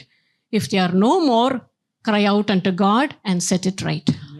ನಿಮ್ಮ ತಂದೆ ತಾಯಿ ಅಥವಾ ಹೆತ್ತವರು ತಪ್ಪು ಮಾಡಿದ್ದಲ್ಲಿ ನೀವು ಅವರನ್ನು ಕ್ಷಮಿಸಬೇಕು. ಅವರು ಒಂದು ವೇಳೆ ಜೀವಂತವಾಗಿಲ್ಲದೆ ಇದ್ದಲ್ಲಿ ನೀವು ದೇವರಿಗೆ ಅರಿಕೆ ಮಾಡಿ ಮೊರೆ ಇಟ್ಟು ಅದನ್ನು ಸರಿಪಡಿಸಿಕೊಳ್ಳಬೇಕು. Because there have been examples, even some businessmen, they failed in their business, and then they Christian businessmen, when they repented, when they cried to God to find out why did my business fail, God showed them and they had to go and apologize. And they had to apologize, set it right with your parents-in-law, and then the business began to prosper. ಕೆಲವೊಂದು ಉದ್ಯಮಿಗಳ ವಿಷಯವಾಗಿ ನೋಡಿದಾಗ ಕೆಲವೊಂದು ಉದ್ಯಮಿಗಳು ಸೋಲನ್ನು ಅನುಭವಿಸಿರುವಂತಹದ್ದು ಮತ್ತು ಅಂತಹ ಸಮಯದಲ್ಲಿ ಯಾಕೆ ಈ ಸೋಲು ಉಂಟಾಯಿತು ಎಂಬುದಾಗಿ ಅವರಿಗೆ ತಿಳಿದು ಬಂದು ಅವರ ತಂದೆ ತಾಯಿ ಅತ್ತೆ ಮಾವಂದರೊಂದಿಗೆ ಸಂಬಂಧವನ್ನು ಸರಿಪಡಿಸಿಕೊಂಡಾಗ ಅವರು ಅವರ ಉದ್ಯಮದಲ್ಲಿ ಜಯ ಕಂಡಿರುವಂತಹದ್ದು. Next, we'll see the commandment, thou shalt not kill, thou shalt not commit adultery. ನೀವು ಕೊಲೆ ನರಹತ್ಯೆ ಮಾಡಬಾರದು, ವ್ಯಭಿಚಾರ ಮಾಡಬಾರದು ಎಂಬ ಆಜ್ಞೆ. And thou shalt not kill, we have already dealt with it when we spoke about Cain and Abel last week. ನೀವು ನರಹತ್ಯೆ ಮಾಡಬಾರದು ಎಂಬಂತ ಈ ಆಜ್ಞೆಯನ್ನು ಕಾಯಿನ ಹೇಬೇಲರ ವಿಷಯವಾಗಿ ಕಳೆದ ವಾರದಲ್ಲಿ ನಾವು ಕೇಳಿದಾಗ ಅದರ ಕುರಿತಾಗಿ ತಿಳಿದುಕೊಂಡೆವು. And we saw how Jesus said, it's not just killing, but if you have hatred in your heart towards your brother, you are a murderer. So we need to repent of even the thoughts in our heart. ಕೇವಲ ಕೊಲೆ ಮಾಡುವಂತಹದಲ್ಲ, ನೀವು ನಿಮ್ಮ ಸಹೋದರರ ಮೇಲೆ ದ್ವೇಷಗೊಂಡಲ್ಲಿಯೂ ನಿಮ್ಮ ಹೃದಯದಲ್ಲಿ ಅವರ ವಿಷಯವಾಗಿ ಕೆಟ್ಟ ಆಲೋಚನೆಗಳಿದ್ದಾಗಿಯೂ ಅವು ಕೊಲೆಗೆ ಸಮಾನ ಎಂಬುದು ಯೇಸು ಹೇಳಿರುವಂತಹದ್ದು. And the worst form of killing would be killing the helpless babies in the womb through abortion. ನರಹತ್ಯೆ ಮಾಡುವಂತಹದ್ದು ಗರ್ಭಪಾತ ಮಾಡಿಸಿಕೊಳ್ಳುವಂತಹದ್ದು, ಗರ್ಭದಲ್ಲಿರುವ ಮಗುವನ್ನು ತೆಗೆದು ಹಾಕುವಂತಹದ್ದಾಗಿರುತ್ತದೆ. Some people do it out of ignorance. ಕೆಲವರು ನಿರ್ಲಕ್ಷ್ಯತನದಿಂದ ಅಜ್ಞಾನದಿಂದ ಮಾಡಿರುವಂತಹದ್ದು. Some people do it out of selfishness. ಕೆಲವರು ಸ್ವಾರ್ಥಮಯಿಗಳಾಗಿ ಅದನ್ನು ಮಾಡಿರುವಂತಹದ್ದು. Whatever it might be, it is a murder in the sight of God. ಅದು ಯಾವುದೇ ರೀತಿಯಲ್ಲಿ ಮಾಡಿದ್ದಾಗಿಯೂ ದೇವರ ದೃಷ್ಟಿಯಲ್ಲಿ ಅದು ಕೊಲೆಗೆ ಸಮಾನವಾಗಿರುವಂತಹದ್ದು. When we get to know, we need to repent and ask forgiveness. ಈ ವಿಷಯವಾಗಿ ನಾವು ತಿಳಿದುಕೊಂಡಾಗ ಅದರ ಬಗ್ಗೆ ನಾವು ಪಶ್ಚಾತ್ತಾಪ ಪಟ್ಟು ದೇವರ ಕಡೆಗೆ ತಿರುಗಿಕೊಳ್ಳಬೇಕು. Because the sin of abortion that brings a lot of other problems to the woman, either in conception or in pregnancy, it will bring a lot of other problems. ಗರ್ಭಪಾತ ಮಾಡಿಸಿಕೊಳ್ಳುವುದರಿಂದ ಮುಂದಕ್ಕೆ ಆ ಸ್ತ್ರೀಗೆ ಅನೇಕ ತೊಂದರೆಗಳು ಬಂದು ಒದಗುವಂತಹದ್ದು, ಮುಂದೆ ಆಕೆ ಗರ್ಭ ಧರಿಸಿದಾಗ ಅಥವಾ ಮಕ್ಕಳನ್ನು ಪಡೆಯುವ ವೇಳೆಯಲ್ಲಿ. Now we'll see the example of King David. ಇಲ್ಲಿ ಅರಸನಾದ ದಾವೀದನ ಉದಾಹರಣೆಯನ್ನು ನೋಡುವ. He committed adultery first with Bathsheba, then he arranged the killing of Uriah, her husband. ಆತನು ಬೆರ್ಷೆಬಳೊಂದಿಗೆ ಮೊದಲು ವ್ಯಭಿಚಾರ ಮಾಡಿರುವಂತಹದ್ದು, ಅದ ಬಳಿಕ ಆಕೆಯ ಪತಿಯನ್ನ ಕೊಲೆ ಮಾಡಿರುವಂತಹದ್ದು. And for 1 year his conscience never pricked him at all. 1 ವರ್ಷದವರೆಗೆ ಆತನ ಮನಸಾಕ್ಷಿ ಎಂದು ಆತನನ್ನು ಚುಚ್ಚಿರಲಿಲ್ಲ. He was a man after God's own heart. ಆತನು ದೇವರು ಒಪ್ಪುವ ಮನುಷ್ಯನಾಗಿದ್ದನು. But the conscience had become dull. ಆದ್ರೆ ಆತನ ಮನಸಾಕ್ಷಿ ಮಂದವಾಗಿತ್ತು. Because his heart had departed from the Lord. ಕಾರಣ ಕರ್ತನಿಂದ ಆತನ ಹೃದಯ ದೂರ ಸರಿದಿರುವಂತಹದ್ದು. And when Nathan came and told him with a parable, you are the man, the murderer. ಸಾಮ್ಯದ ಮೂಲಕವಾಗಿ ನಾತಾನನು ಆತನ ಬಳಿಗೆ ಬಂದು ನೀನೇ ಆ ಕೊಲೆಗಾರ ಎಂಬುದಾಗಿ ತಿಳಿಸಿದಾಗ then he repented. ಆ ಸಮಯದಲ್ಲಿ ಆತನು ಪಶ್ಚಾತ್ತಾಪ ಪಟ್ಟನು. And he sighed and he cried out, and immediately Nathan also said, God has forgiven you. ಆತನು ಆ ಸಮಯದಲ್ಲಿ ಪಶ್ಚಾತ್ತಾಪ ಪಟ್ಟು ಮೊರೆ ಇಟ್ಟನು. ನಾತಾನನು ಕೂಡ ಆತನಿಗೆ ತಿಳಿಸಿದ್ದು, ದೇವರು ನಿನ್ನನ್ನು ಕ್ಷಮಿಸಿರುತ್ತಾನೆ ಎಂಬುದಾಗಿ. David was forgiven, but the curses followed in his family. ದಾವೀದನನ್ನು ಕ್ಷಮಿಸಲಾಗಿತ್ತು, ಆದರೆ ಆ ಶಾಪ ಆತನ ಕುಟುಂಬದಲ್ಲಿ ಮುಂದುವರಿಯುವಂತದನ್ನು ನೋಡುತ್ತೇವೆ. And the heart of God when he speaks through Nathan is, he says, I anointed you king, I delivered you, I gave you the house of Saul into your hands, I gave you everything. And then he says, if that had been too little, I would have given you much more. ನಾತಾನನ ಮೂಲಕವಾಗಿ ದೇವರು ದಾವೀದನಿಗೆ ತಿಳಿಸಿದಂಥದ್ದು, ನಿನ್ನನ್ನು ಅಭಿಷೇಕಿಸಿ ಇಸ್ರಾಯೇಲ್ಯರ ಅರಸನನ್ನಾಗಿ ಮಾಡಿದವನು, ಸೌಲನ ಕೈಗೆ ಸಿಕ್ಕದಂತೆ ತಪ್ಪಿಸಿದವನು ನಾನೇ. ಇದಲ್ಲದೆ ನಿನಗೆ ನಿನ್ನ ಯಜಮಾನನ ಮನೆಯನ್ನು ಒಪ್ಪಿಸಿದೆನು, ಅಷ್ಟು ಸಾಕಾಗದಿದ್ದರೆ ನಿನಗೆ ಇನ್ನೂ ಬೇಕಾದುದನ್ನು ಕೊಡುತ್ತಿದ್ದೆನು ಎಂಬುದಾಗಿ ಹೇಳುತ್ತಾನೆ. God says, if you had wanted more, you should have asked me. ಇನ್ನೂ ಹೆಚ್ಚಾದುದು ಬೇಕಿದ್ದಲ್ಲಿ ನೀನು ನನ್ನೊಡನೆ ಬೇಡಿಕೊಳ್ಳಬಹುದಿತ್ತು. And then he says, you despised my commandment to do evil.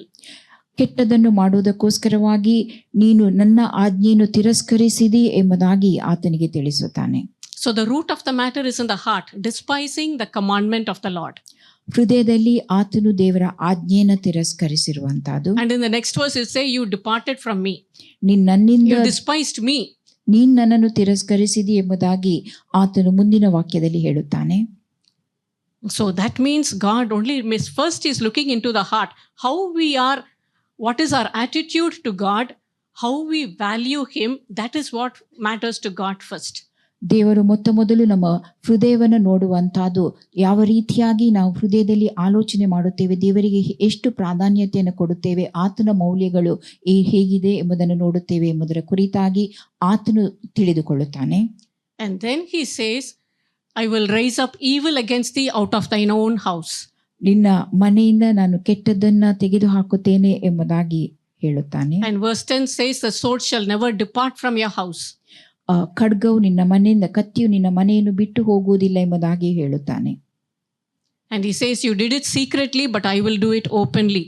ನೀನು ಗೋಪ್ಯವಾಗಿ ಇದನ್ನು ಮಾಡುತ್ತಿ, ನಾನು ಅದನ್ನು ಬಹಿರಂಗಪಡಿಸುತ್ತೇನೆ. And verse 13, God's mercy. The Lord also hath said, hath put away thy sin, thou shalt not die. Verse 13. ವಚನ 13 ಹೇಳುವಂತಹದ್ದು, ಯೆಹೋವನು ನಿನ್ನ ಪಾಪವನ್ನು ಕ್ಷಮಿಸಿದ್ದಾನೆ, ನೀನು ಸಾಯುವುದಿಲ್ಲ.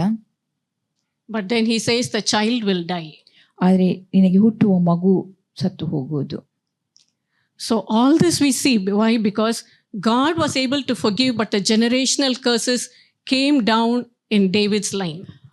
ದೇವರು ದಾವೀದನ ಪಾಪವನ್ನು ಕ್ಷಮಿಸಿದ್ದಾಗಿಯೂ ಆ ತಲೆಮಾರಿನ ಶಾಪ ಆತನ ಸಂತತಿಯಲ್ಲಿ ಮುಂದುವರೆದಿರುವಂತಹದ್ದು. His own favorite son Absalom rose up and rebelled against him.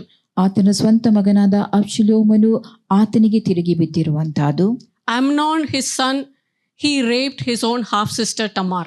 ಆತನ ಮತ್ತೊಬ್ಬ ಮಗನು ಆತನ ಅರ್ಧ ಸಹೋದರಿಯನ್ನ ಆಕೆನ ಅತ್ಯಾಚಾರ ಮಾಡಿರುವಂತಹದ್ದು.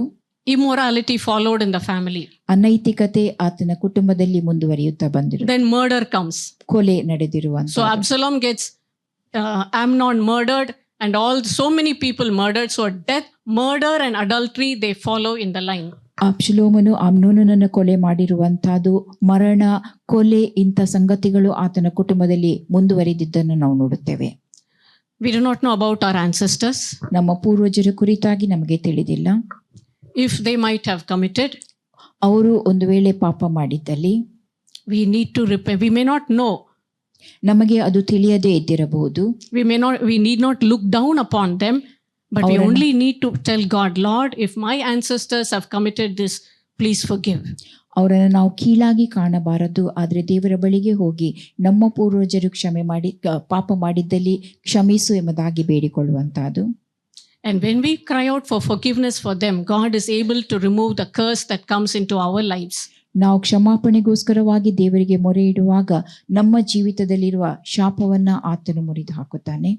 Even like children being molested in the family, that brings a curse into their lives.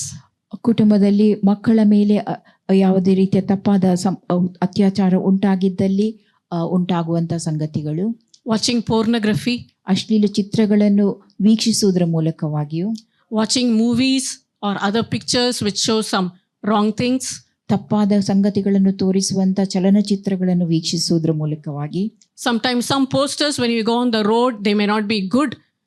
ನಾವು ದಾರಿಯಲ್ಲಿ ಹಾದು ಹೋಗುವಾಗ ಹಾಕಿದಂತ ಪೋಸ್ಟರ್ಗಳು ಅದು ಉತ್ತಮವಾಗಿಲ್ಲದೆ ಇದ್ದಿರಬಹುದು. We just look once and we go on. ಒಂದು ಬಾರಿ ನೋಡಿ ನಾವು ಮುಂದೆ ಸಾಗುತ್ತೇವೆ. But second time when you turn to look to examine, ಅದನ್ನು ನೋಡುವುದಕ್ಕೋಸ್ಕರವಾಗಿ ಮತ್ತೊಂದು ಬಾರಿ ನಾವು ಅದರ ಕಡೆಗೆ ತಿರುಗಿ ನೋಡಿದರೆ, you're opening a door in your mind. ನಿಮ್ಮ ಮನದಲ್ಲಿ ನೀವು ಬಾಗಲನ್ನು ತೆರೆಯುವುದಾಗಿರುತ್ತದೆ. Third time again if you turn and look, ಮೂರನೇ ಬಾರಿ ನೀವು ತಿರುಗಿ ಮತ್ತೆ ಅದನ್ನೇ ನೋಡಿದ್ದಲ್ಲಿ you're yielding to the sin. ನೀವು ಪಾಪಕ್ಕೆ ಮಾರ್ಗ ಮಾಡಿರುವಂತಹದ್ದು. So, and now we will come to Proverbs chapter 6 verse 32. ಜ್ಞಾನೋಕ್ತಿ 6:32 ನೋಡುವ. It says, whoever commits adultery lacks understanding and destroys his own soul. ಪಾಪ ಮಾಡುವವನು ತನ್ನ ಸ್ವಂತ ಆತ್ಮವನ್ನೇ ನಾಶಗೊಳಿಸುವವನಾಗಿದ್ದಾನೆ. He is destroying his own soul, he is destroying his own self. ಆತನ ಆತ್ಮವನ್ನು ಹಾಗೂ ಆತನನ್ನೇ ಆತನು ನಾಶಗೊಳಿಸುವವನಾಗಿದ್ದಾನೆ.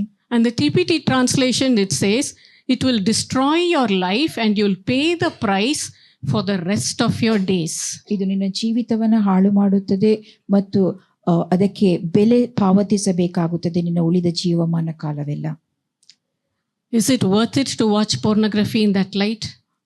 ಆ ರೀತಿಯಾಗಿ ಅಶ್ಲೀಲ ಚಿತ್ರವನ್ನ ವೀಕ್ಷಿಸುವುದು ಏನಾದರೂ ಪ್ರಯೋಜನವಿದೆಯೋ? There is no profit. ಯಾವ ಪ್ರಯೋಜನ, ಯಾವ ಲಾಭವೂ ಇಲ್ಲ. It's only dirtying your mind, bringing all the hateful demons inside your body. ಅದು ನಿಮ್ಮ ಮನವನ್ನು ಕುಲುಷಿತಗೊಳಿಸುತ್ತದೆ ಮತ್ತು ಎಲ್ಲ ದುರಾತ್ಮಗಳನ್ನು ನಿಮ್ಮ ದೇಹಕ್ಕೆ ನೀವು ಬರುವಂತೆ ಮಾಡುವಂತಾಗುತ್ತದೆ. And it says, a wound and a dishonor shall he get, and his reproach shall not be wiped away. ಅವನಿಗೆ ಗಾಯವೂ ಅವಮಾನವೂ ಆಗುವುದು, ಅವನ ಕೆಟ್ಟ ಹೆಸರು ಎಂದಿಗೂ ಅಳಿಸಲ್ಪಡದು. And also in Jeremiah chapter 17 verse 5, ಯೆರೆಮೀಯ 17:5 ಹೀಗೆ ಹೇಳುತ್ತದೆ, cursed is the man whose heart departs from the Lord, and who trusts in his own strength. ಯೆಹೋವನನ್ನು ತೊರೆಯುವ ಮನಸ್ಸುಳ್ಳವನು ಶಾಪಗ್ರಸ್ತನಾಗಿದ್ದಾನೆ. ಮಾನವ ಮಾತ್ರದಲ್ಲಿ ಭರವಸವಿಟ್ಟು ನರಜನ್ಮದವರನ್ನು ತನ್ನ ಭುಜಬಲವೆಂದು ತಿಳಿದವನು ಶಾಪಗ್ರಸ್ತನಾಗುತ್ತಾನೆ. That's what David did. He trusted in his own strength. His heart departed from the Lord, and then he had to repent and come back. ದಾವೀದನು ತನ್ನ ಸ್ವಂತ ಶಕ್ತಿಯ ಮೇಲೆ ಭರವಸವಿಟ್ಟಿರುವಂತಹದ್ದು, ಆ ಬಳಿಕ ಆತನು ಪಶ್ಚಾತ್ತಾಪಪಟ್ಟು ದೇವರ ಕಡೆಗೆ ತಿರುಗಿಕೊಳ್ಳಬೇಕಾಯಿತು. And again, when Paul speaks to the Corinthians, he says, ಪೌಲನು ಕೊರಿಂಥ ಸಭೆಗೆ ತಿಳಿಸುವಂತ ವೇಳೆಯಲ್ಲಿ ಈ ರೀತಿ ಹೇಳುತ್ತಾನೆ, know ye not that he which is joined to a harlot is one body, for they shall be one flesh. ಸೂಳೆಯ ಸಂಸರ್ಗ ಮಾಡುವವನು ಅವಳೊಂದಿಗೆ ಒಂದೇ ದೇಹವಾಗಿದ್ದಾನೆಂದು ನಿಮಗೆ ತಿಳಿಯದು. But he that is joined unto the Lord is one spirit. ಆದರೆ ಯಾರು ಕರ್ತನೊಂದಿಗೆ ಸಂಸರ್ಗ ಮಾಡುತ್ತಾರೋ ಅವರು ಆತನೊಂದಿಗೆ ಒಂದೇ ಆತ್ಮವಾಗಿದ್ದಾರೆ. So he says, flee fornication. ಜಾರತ್ವಕ್ಕೆ ದೂರವಾಗಿ ಓಡಿ ಹೋಗಿರಿ ಎಂಬುದಾಗಿ ಆತನು ಹೇಳುತ್ತಾನೆ. Flee meaning to run for your life, to run to escape. ತಪ್ಪಿಸಿಕೊಳ್ಳುವುದಕ್ಕೋಸ್ಕರವಾಗಿ ಓಡಿ ಹೋಗುವುದನ್ನು ಇಲ್ಲಿ So that way one has to run away from every temptation of immorality. ಅನೈತಿಕತೆಯ ಶೋಧನೆಗಳು ಬರುವಂತ ವೇಳೆಯಲ್ಲಿ ಆ ರೀತಿಯಾಗಿ ಒಬ್ಬನು ಓಡಿ ಹೋಗಬೇಕು. And he says, your body is the temple of the Holy Ghost. ನಿಮ್ಮ ದೇಹವು ದೇವರ ಆಲಯವಾಗಿದೆ. And our body, spirit, soul and body, we are bought by God. ನಮ್ಮ ಶರೀರ, ಆತ್ಮ, ಪ್ರಾಣಗಳು ದೇವರಿಂದ ಕೊಂಡುಕೊಳ್ಳಲ್ಪಟ್ಟದ್ದಾಗಿದೆ. So we belong to God fully. ನಾವು ಸಂಪೂರ್ಣವಾಗಿ ದೇವರವರಾಗಿದ್ದೇವೆ. Next we'll see, thou shalt not steal. ನೀವು ಕದ್ದುಕೊಳ್ಳಬಾರದು. And when we read it in the book of Zechariah chapter 5, ಜಕರ್ಯ 5ನೇ ಅಧ್ಯಾಯದಲ್ಲಿ ನಾವು ಓದುವಾಗ, those who steal and those who tell lies, the curse will come like a flying roll into their house. ಕದ್ದುಕೊಳ್ಳುವವರು, ಸುಳ್ಳು ಹೇಳುವವರ ಮೇಲೆ ಹಾರುತ್ತಿರುವಂತ ಒಂದು ಸುರುಳಿಯ ಹಾಗೆ ಅದು ಹಾರಿ ಬರುವಂತಹದ್ದು. It's like a big ಶಾಪವು ಬರುವಂತಹದ್ದು. The roll of curse, it's like a big paper. ಆ ಶಾಪದ ಸುರುಳಿ ಅದು ದೊಡ್ಡ ಕಾಗದದಂತೆ ಇರುತ್ತದೆ. It may be almost like 35 feet by 15 feet. 35 ಅಡಿ ಬೈ 15 ಅಡಿ ಅಷ್ಟು ಇದ್ದಿರುವಂತಹದ್ದು. So that big curse will be entering the house, and it will spoil the timber and everything in the house. ಅಷ್ಟು ದೊಡ್ಡ ಶಾಪ ಅದು ಹಾರಿ ಬರುವಂತಹದ್ದು, ಅದು ಮತ್ತು ಉಳಿದ ಎಲ್ಲ ಸಂಗತಿಗಳನ್ನ ಹಾಳು ಮಾಡುವಂತಹದ್ದು. And it's not just in one territory. For the entire earth, he says, whoever swears wrongly and whoever is doing this theft or perjury, the curse will come into their lives. ಅದು ಒಂದು ಮೇರೆಯಲ್ಲಿ ಮಾತ್ರವೇ ಇರುವಂತಹದ್ದಲ್ಲ, ತಪ್ಪಾಗಿ ಕಾರ್ಯ ನಡೆಸುವವನ ಎಲ್ಲ ಸಂಗತಿಗಳ ಮೇಲೆಯೂ ಅದು ಬರುವಂತಹದ್ದು, ಸುಳ್ಳು ಸಾಕ್ಷಿ ಹೇಳುವವನ ಮೇಲೆಯೂ. When you say the house, the timber and the stones are going to fall down, ಮನೆ, ಕಲ್ಲು, ಮರ ಎಲ್ಲವೂ ನಾಶವಾಗಿ ಹೋಗುವುದೆಂಬುದಾಗಿ ಹೇಳುವಾಗ, it also refers to the family which is inside the house. ಆ ಮನೆಯೊಳಗಿರುವ ಕುಟುಂಬದ ಕುರಿತಾಗಿಯೂ ಅದು ತಿಳಿಸುತ್ತದೆ. Family breakdown, ಕುಟುಂಬವು ಮುರಿದು ಹೋಗುವಂತಹದ್ದು. husband and wife separation, or even if they live together, they live like strangers together. ಗಂಡ ಹೆಂಡತಿಯವರು ಪ್ರತ್ಯೇಕವಾಗುವುದು, ಅವರು ಜೊತೆಯಾಗಿ ಜೀವಿಸುತ್ತಿದ್ದಾಗಿಯೂ ಅಪರಿಚಿತರಂತೆ ಜೀವಿಸುವಂತಹದ್ದು. Parents and children, a separation. ತಂದೆ ಮಕ್ಕಳ ಮಧ್ಯೆ ಬೇರ್ಪಡಿಸುವಿಕೆ. So family unity, oneness, everything will be affected when one man tells lies or he swears falsely. ಕುಟುಂಬದಲ್ಲಿ ಒಬ್ಬ ವ್ಯಕ್ತಿ ಸುಳ್ಳು ಹೇಳುವಾಗ ಅಥವಾ ಸುಳ್ಳು ಸಾಕ್ಷಿ ನೀಡುವಾಗ ಕುಟುಂಬದಲ್ಲಿ ಬೇರ್ಪಡುವಿಕೆ ಉಂಟಾಗುವಂತಹದ್ದು, ಐಕ್ಯತೆಯು ಕಳೆದು ಹೋಗುವಂತಹದ್ದು. Now stealing doesn't mean, okay, stealing somebody else's rubber pencil or stealing somebody else's articles, all that is correct. ಕದ್ದುಕೊಳ್ಳುವುದೆಂಬುದಾಗಿ ಹೇಳುವಾಗ ಒಬ್ಬರ ವಸ್ತುಗಳನ್ನ, ರಬ್ಬರ್ ಪೆನ್ಸಿಲ್ ಅಂತ ವಸ್ತುಗಳನ್ನ ಕದ್ದುಕೊಳ್ಳುವಂತಾದಲ್ಲ. Some people steal from shops. ಕೆಲವರು ಅಂಗಡಿಗೆ ಹೋಗಿ ಅಲ್ಲಿಯ ಸಾಮಾನುಗಳನ್ನು ಕದ್ದುಕೊಳ್ಳುತ್ತಾರೆ. They will take 2 chocolates, but they will pay for 1 chocolate. 2 chocolate ಅನ್ನು ಪಡೆದುಕೊಂಡು 1 ಚಾಕ್ಲೇಟ್ಗೆ ಬೆಲೆ ಪಾವತಿಸುತ್ತಾರೆ. But in the sight of God, curse will be coming down into the family. ಆದರೆ ದೇವರ ದೃಷ್ಟಿಯಲ್ಲಿ ಆ ಕುಟುಂಬದ ಮೇಲೆ ಶಾಪವು ಬರುತ್ತದೆ. Some people steal by not paying the proper income tax. ಕೆಲವರು ಆದಾಯ ತೆರಿಗೆಯನ್ನು ಪಾವತಿಸದೆ ಕದ್ದುಕೊಳ್ಳುವವರಾಗಿರುತ್ತಾರೆ. They may be having a turnover of 3 lakhs in their shop, but whatever they submit will be for 25,000. ಅವರ 3 lakhs turnover, ಟರ್ನ್ಓವರ್ 3 ಲಕ್ಷವಿದ್ದಾಗಿ ಅವರು 25,000 ಆದಾಯ ತೆರಿಗೆ ನೀಡುವಂತಹದ್ದು. it will be a big shop, but you won't get a bill. They'll say, okay, you pay the money and go, no bills.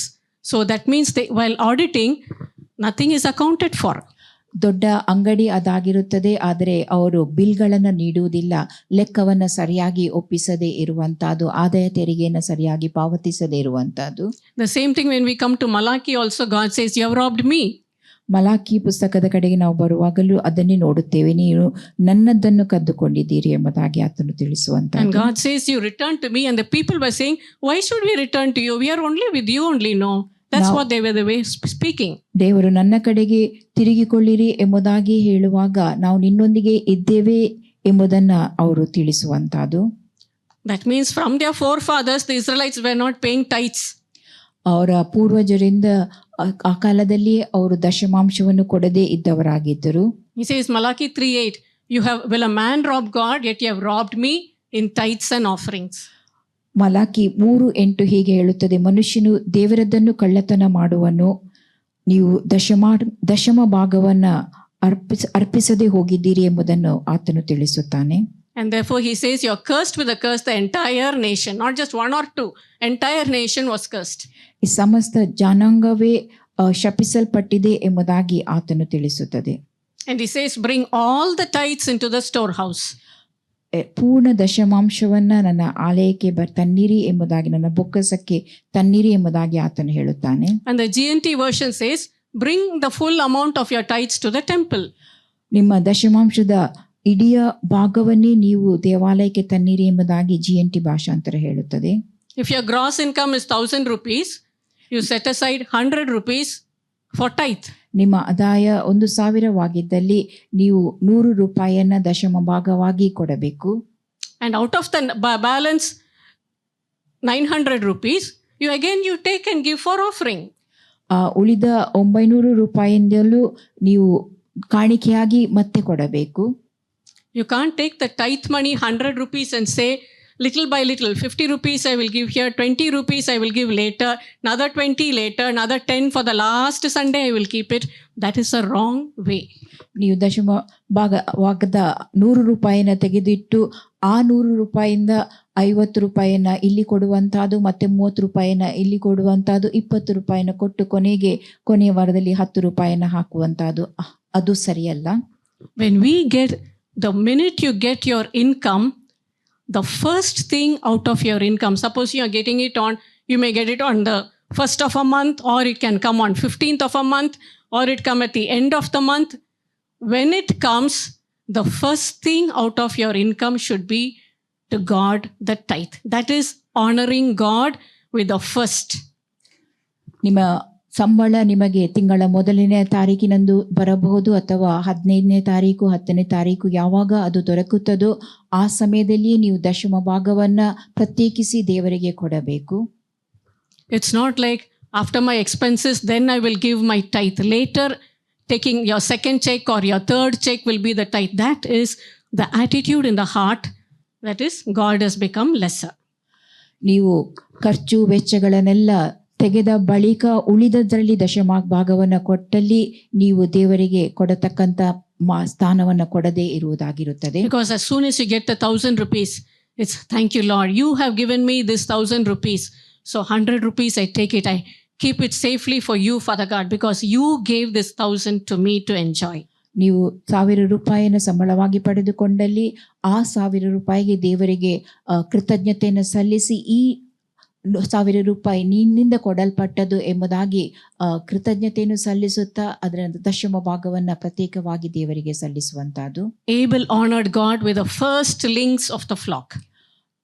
ಏಬೇಲನು ತನ್ನ ಚೊಚ್ಚಲ ಭಾಗವನ್ನ ದೇವರಿಗೆ ಸಮರ್ಪಿಸಿರುವಂತದ್ದು, ತನ್ನ ಆದಾಯದ ಚೊಚ್ಚಲ ಭಾಗ. I remember some years back, one of my relatives, she told me her husband was a doctor, and she said, every day from the income in the night, I remove the tithe and keep it in a box. ನನ್ನ ಒಂದು ಸಂಬಂಧಿಯ ಪತಿ ವೈದ್ಯರಾಗಿದ್ದರು. ಅವರು ಪ್ರತಿನಿತ್ಯವೂ ತಮ್ಮ ಆದಾಯ ಬಂದಂಥ ವೇಳೆಯಲ್ಲಿ ಆ ಆದಾಯದ ಒಂದು ದಶಮ ಭಾಗವನ್ನು ಅವರು ತೆಗೆದು ಪ್ರತ್ಯೇಕಿಸಿಡುವಂತಹದ್ದು ದೇವರಿಗೆ ಕೊಡುವುದಕ್ಕೋಸ್ಕರವಾಗಿ. The same night, she said, when we come home, in the same night, I count everything, I keep the tithe separately. And God had lifted them up. From a small clinic, it became a nursing home. From a nursing home, it became a big hospital. And they had many doctors, nurses under them. ಆಕೆ ತಿಳಿಸಿದಂಥ ವಿಷಯ, ಪ್ರತಿನಿತ್ಯವೂ ಅವರು ರಾತ್ರಿ ಮನೆಗೆ ಬಂದಂಥ ಹಣವನ್ನು ಲೆಕ್ಕ ಮಾಡಿ ಅವರು ಅದರ ದಶಮ ಭಾಗವನ್ನು ಪ್ರತ್ಯೇಕಿಸಿಟ್ಟು ದೇವರಿಗೆ ಕೊಡುತ್ತಿದ್ದರು. ಅಂಥ ವೇಳೆಯಲ್ಲಿ ದೇವರು ಅವರನ್ನು ಮೇಲಕ್ಕೆತ್ತಿರುವಂಥದ್ದು. ಸಣ್ಣ ಕ್ಲಿನಿಕ್ನಿಂದ ನರ್ಸಿಂಗ್ ಹೋಮ್ನಿಂದ ಅದು ಹಾಸ್ಪಿಟಲ್ ಆಗಿ ಅನೇಕ ವೈದ್ಯರು ಅವರ ಕೈ ಕೆಳಗೆ ಕೆಲಸ ಮಾಡುವಂತಾಗಿತ್ತು. Because God is not a debtor. ದೇವರು ಸಾಲಗಾರನಲ್ಲ. What we give to him, he gives it back to us, good measure, pressed down, shaken together into our bosom. ನಾವು ಆತನಿಗೆ ಏನು ಕೊಡುತ್ತೇವೋ ಆತನು ಜಡಿದು ಅಲ್ಲಾಡಿಸಿ ಹೊರ ಚೆಲ್ಲುವವರೆಗೆ ಆತನು ನಮಗೆ ಹಿಂತಿರುಗಿಸಿ ಕೊಡುತ್ತಾನೆ. It's like he wants to fill us more and more. ಆತನು ಹೆಚ್ಚಾಗಿ ನಮ್ಮನ್ನು ತುಂಬಿಸಲು ಬಯಸುತ್ತಾನೆ. And he gives us the blessings of tithing in Malachi ಗ್ರಂಥದಲ್ಲಿ ಬರೆದಿರುವಂತ ದಶಮ ಭಾಗವನ್ನು ಕೊಡುವುದರ ಮೂಲಕವಾಗಿ ಬರುವಂತ ಆಶೀರ್ವಾದಗಳನ್ನು ಕೊಡುತ್ತಾನೆ. He says, I'll open the windows of heaven and I'll pour you a blessing that there will be no place for you to receive it. ಪರಲೋಕ ದ್ವಾರವನ್ನು ತೆರೆದು ಹಿಡಿಸಲಾರದಷ್ಟನ್ನು ನಿಮಗೆ ಕೊಡುತ್ತೇನೆ, ಆಶೀರ್ವಾದವನ್ನು ಕೊಡುತ್ತೇನೆ ಎಂಬುದಾಗಿ ಆತನು ಹೇಳುವಂತಹದ್ದು. If there's no room to receive, that means how much is God's heart? ಹಿಡಿಸಲು ಜಾಗವಿಲ್ಲದಷ್ಟು ಆತನು ಕೊಡುತ್ತಾನೆ ಎಂಬುದಾಗಿ ಹೇಳುವಾಗ ಆತನ ಹೃದಯವನ್ನು ನೀವು ನೋಡಿರಿ. And he says, you put me to the test. ನೀವು ನನ್ನನ್ನು ಪರೀಕ್ಷಿಸಿ ನೋಡಿರಿ ಎಂಬುದಾಗಿ ಆತನು ಹೇಳುತ್ತಾನೆ. And he says he will rebuke the devourer for our sake. ನಮಗಾಗಿ ನುಂಗುವವನನ್ನ ಆತನು ನಾಶಗೊಳಿಸುತ್ತಾನೆ. And the fruits of our ground will not be destroyed. ಮತ್ತು ನಮ್ಮ ಭೂಮಿಯ ಫಲಗಳು ಅವು ನಾಶವಾಗಿ ಹೋಗುವುದಿಲ್ಲ. And the vine will not cast a fruit ahead of time. ಮತ್ತು ಸಮಯಕ್ಕಿಂತ ಮುಂಚಿತವಾಗಿ ದ್ರಾಕ್ಷಿಯು ಹಾಳಾಗಿ ಹೋಗುವುದಿಲ್ಲ. It doesn't vine, it also refers to the woman, the mother. She will not bring forth children, that is like miscarriage, abortions, such things will not take place. ಒಬ್ಬ ಸ್ತ್ರೀಗೆ ಗರ್ಭಪಾತ ಅಂತ ಸಂಗತಿಗಳು ನಡೆಯುವುದಿಲ್ಲ. Your children will be well and healthy. ನಿಮ್ಮ ಮಕ್ಕಳು ಚೆನ್ನಾಗಿರುವರು, ಆರೋಗ್ಯದಿಂದಿರುವರು. And he says, all nations will call you blessed. ಎಲ್ಲಾ ಜನಾಂಗಗಳವರು ನಿನ್ನನ್ನು ಧನ್ಯರು ಎಂಬುದಾಗಿ ಹೇಳುವರು ಎಂಬುದನ್ನು. And you will be a delightsome land. ಮತ್ತು ಸಂತೋಷದಾಯಕವಾದ ಸ್ಥಳ ನಿಮ್ಮದಾಗಿರುವಂತಹದ್ದು. And the Message version says you will be a country of grace. ಅನುಗ್ರಹದಿಂದ ತುಂಬಿದ ದೇಶ ನಿಮ್ಮದಾಗುವುದೆಂಬುದಾಗಿ ಮೆಸೇಜ್ ಭಾಷಾಂತರ ಹೇಳುತ್ತದೆ. That is the way God blesses. ಆ ರೀತಿಯಾಗಿ ದೇವರು ನಿಮ್ಮನ್ನು ಆಶೀರ್ವದಿಸುತ್ತಾನೆ. So we should not be stingy in giving to God. ನಾವು ದೇವರಿಗೆ ಕೊಡುವುದರಲ್ಲಿ ಜಿಪುಣರಾಗಿರಕೂಡದು. Because the more we give, the more he gives it back to us. ನಾವು ಎಷ್ಟು ಹೆಚ್ಚಾಗಿ ಆತನಿಗೆ ಕೊಡುತ್ತೇವೋ ಅಷ್ಟು ಹೆಚ್ಚಾಗಿ ಆತನು ನಮಗೆ ಹಿಂತಿರುಗಿಸಿ ಕೊಡುತ್ತಾನೆ. The founders of Colgate, Bata, all of them, they prospered and they started increasing their tithes from 10% to 20, 30, 40. They kept on increasing.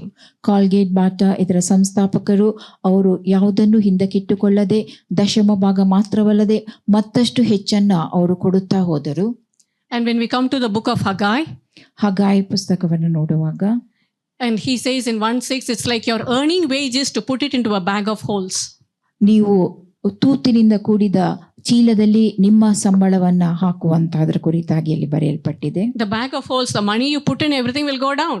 ನೀವು ತೂತಿರುವ ಚೀಲಕ್ಕೆ ಹಣ ಹಾಕಿದಲ್ಲಿ ಎಲ್ಲವೂ ಅದು ಚೆಲ್ಲಿ ಹೋಗುವುದು. Even if you earn 50,000, but at the end of the month there's nothing left. ನೀವು 50,000 ಸಂಪಾದನೆ ಮಾಡಿದರೂ ತಿಂಗಳ ಅಂತ್ಯದಲ್ಲಿ ಯಾವ ಉಳಿತಾಯವೂ ಇಲ್ಲದೆ ಇರುವಂತಹದ್ದು.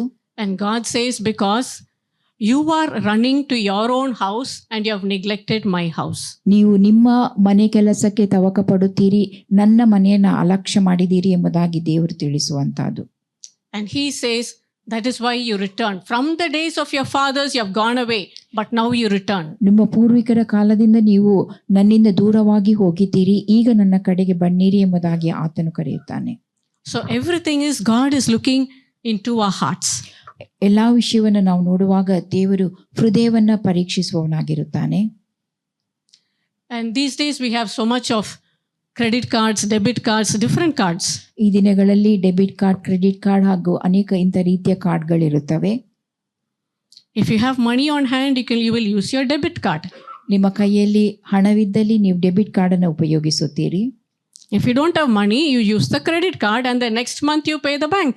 ನೀವು ನಿಮ್ಮ ಬಳಿಯಲ್ಲಿ ಹಣವಿಲ್ಲದ ವೇಳೆಯಲ್ಲಿ ಕ್ರೆಡಿಟ್ ಕಾರ್ಡ್ ಅನ್ನು ಉಪಯೋಗಿಸ್ತೀರಿ, ಮಾರನೇ ತಿಂಗಳಲ್ಲಿ ನೀವು ನಿಮ್ಮ ಬ್ಯಾಂಕಿಗೆ ಹಣ ಹಾಕುತ್ತೀರಿ. Are you a borrower or are you a lender? ನೀವು ಸಾಲ ಕೊಡುವವರು ಅಥವಾ ಸಾಲ ಪಡೆಕೊಳ್ಳುವವರು. If you are using your credit card, you are a borrower.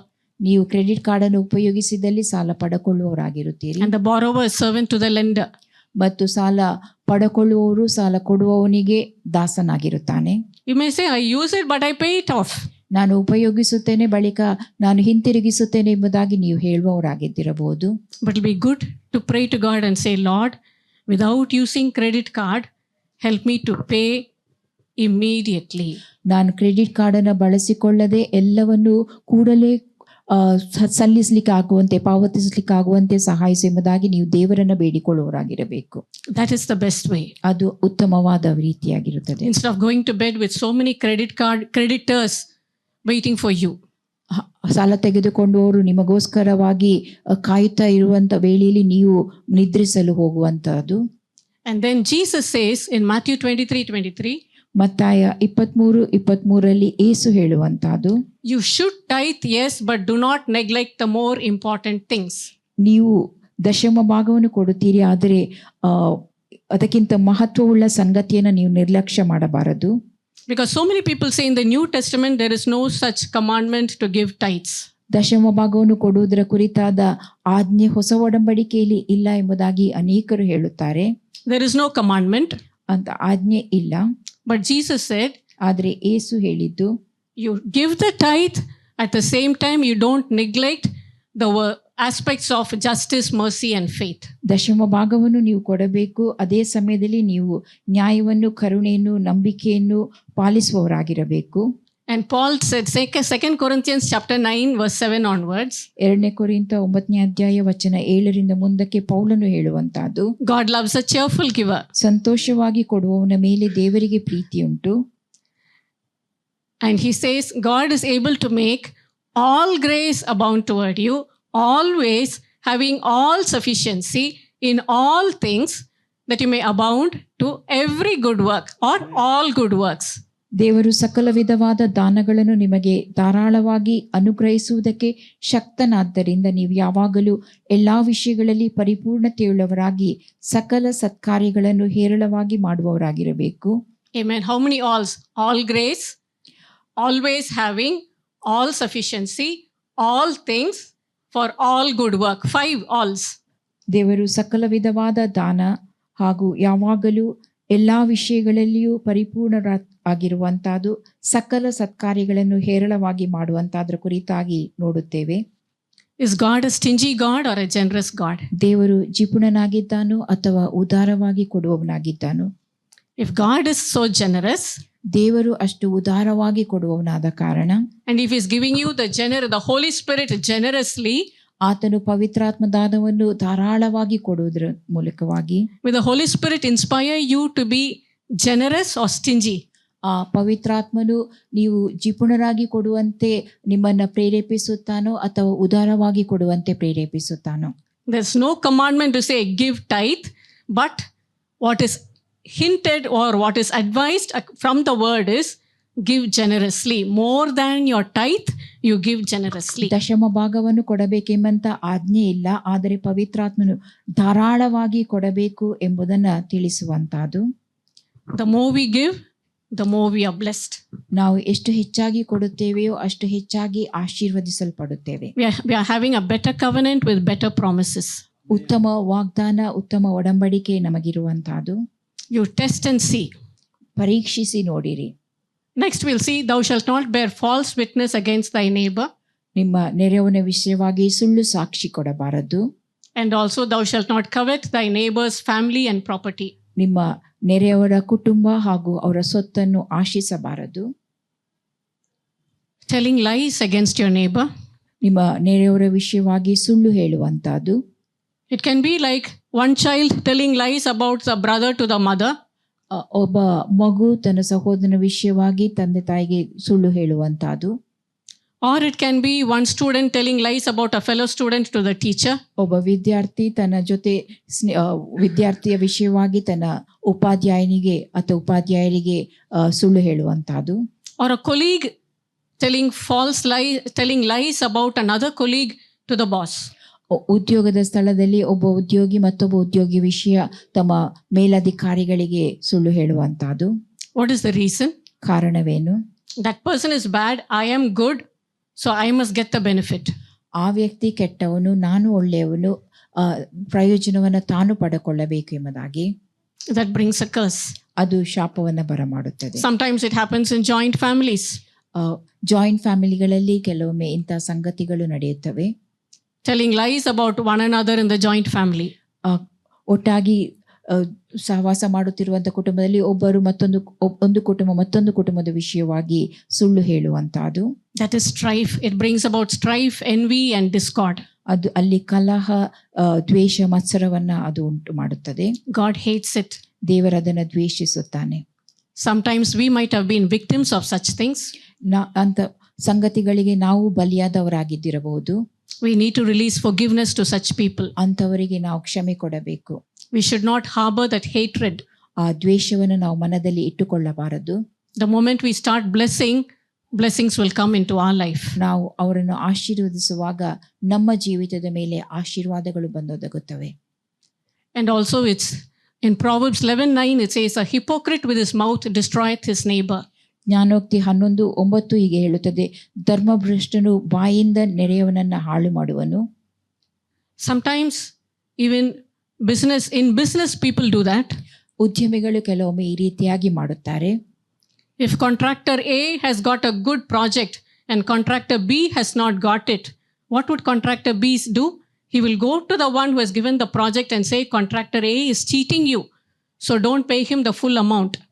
Contractor ಎಗೆ ಒಂದು ಉತ್ತಮ ಪ್ರಾಜೆಕ್ಟ್ ದೊರೆತು ಕಾಂಟ್ರಾಕ್ಟರ್ ಬಿಗೆ ಉತ್ತಮ ಪ್ರಾಜೆಕ್ಟ್ ದೊರಕದೇ ಇದ್ದಲ್ಲಿ ಆ ಕಾಂಟ್ರಾಕ್ಟರ್ ಬಿ ಯಾರು ಆ ಕಾಂಟ್ರಾಕ್ಟರ್ನ ನೀಡಿದ್ದಾರೋ ಅವರ ಬಳಿಗೆ ಹೋಗಿ ಕಾಂಟ್ರಾಕ್ಟರ್ ಎಯ ವಿಷಯವಾಗಿ ಸುಳ್ಳು ಸಾಕ್ಷಿ ನೀಡುವಂತಹದ್ದು.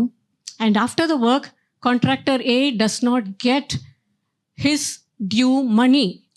ಕೆಲಸ ಮಾಡಿದ ಬಳಿಕ ಆ ಕಾಂಟ್ರಾಕ್ಟರ್ ಎಗೆ ಸಲ್ಲತಕ್ಕಂತ ಹಣ ಅದು ದೊರಕದೇ ಇರುವಂತಹದ್ದು.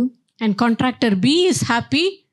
Oh, contractor A now didn't get enough, so I will be on top.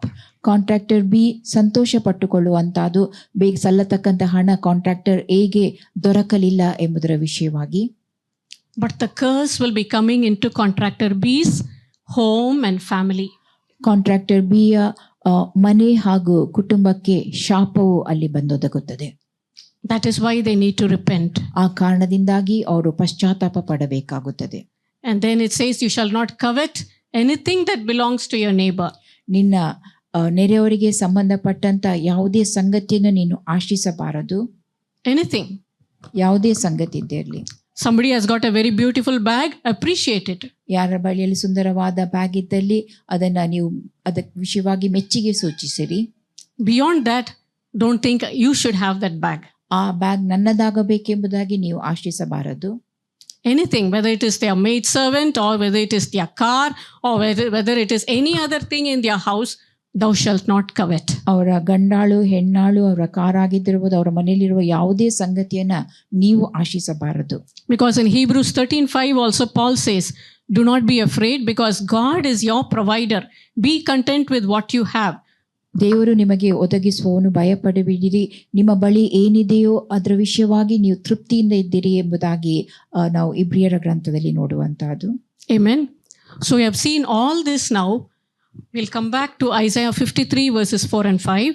ಈ ಎಲ್ಲಾ ವಿಷಯವನ್ನು ನಾವು ನೋಡಿದೆವು. ಈಗ ಏಷಾಯ 53 ವಚನ 4 ಹಾಗೂ 5 ಕಡೆಗೆ ಬರೋಣ. Because Jesus was wounded for our transgressions, bruised for our iniquities, chastised for our peace, and by his stripes we are healed. ನಮ್ಮ ಅಪರಾಧಗಳ ನಿಮಿತ್ತವಾಗಿ ಆತನಿಗೆ ಗಾಯವಾಯಿತು, ನಮ್ಮ ದ್ರೋಹಗಳ ನಿಮಿತ್ತವಾಗಿ ಆತನು ಜಜ್ಜಲ್ಪಟ್ಟನು, ನಮಗೆ ಸುಕ್ಷೇಮವನ್ನು ಉಂಟು ಮಾಡುವ ದಂಡನೆಯನ್ನು ಅವನು ಅನುಭವಿಸಿದನು, ಆತನ ಬಾಸುಂಡೆಗಳಿಂದ ನಮಗೆ ಗುಣವಾಯಿತು.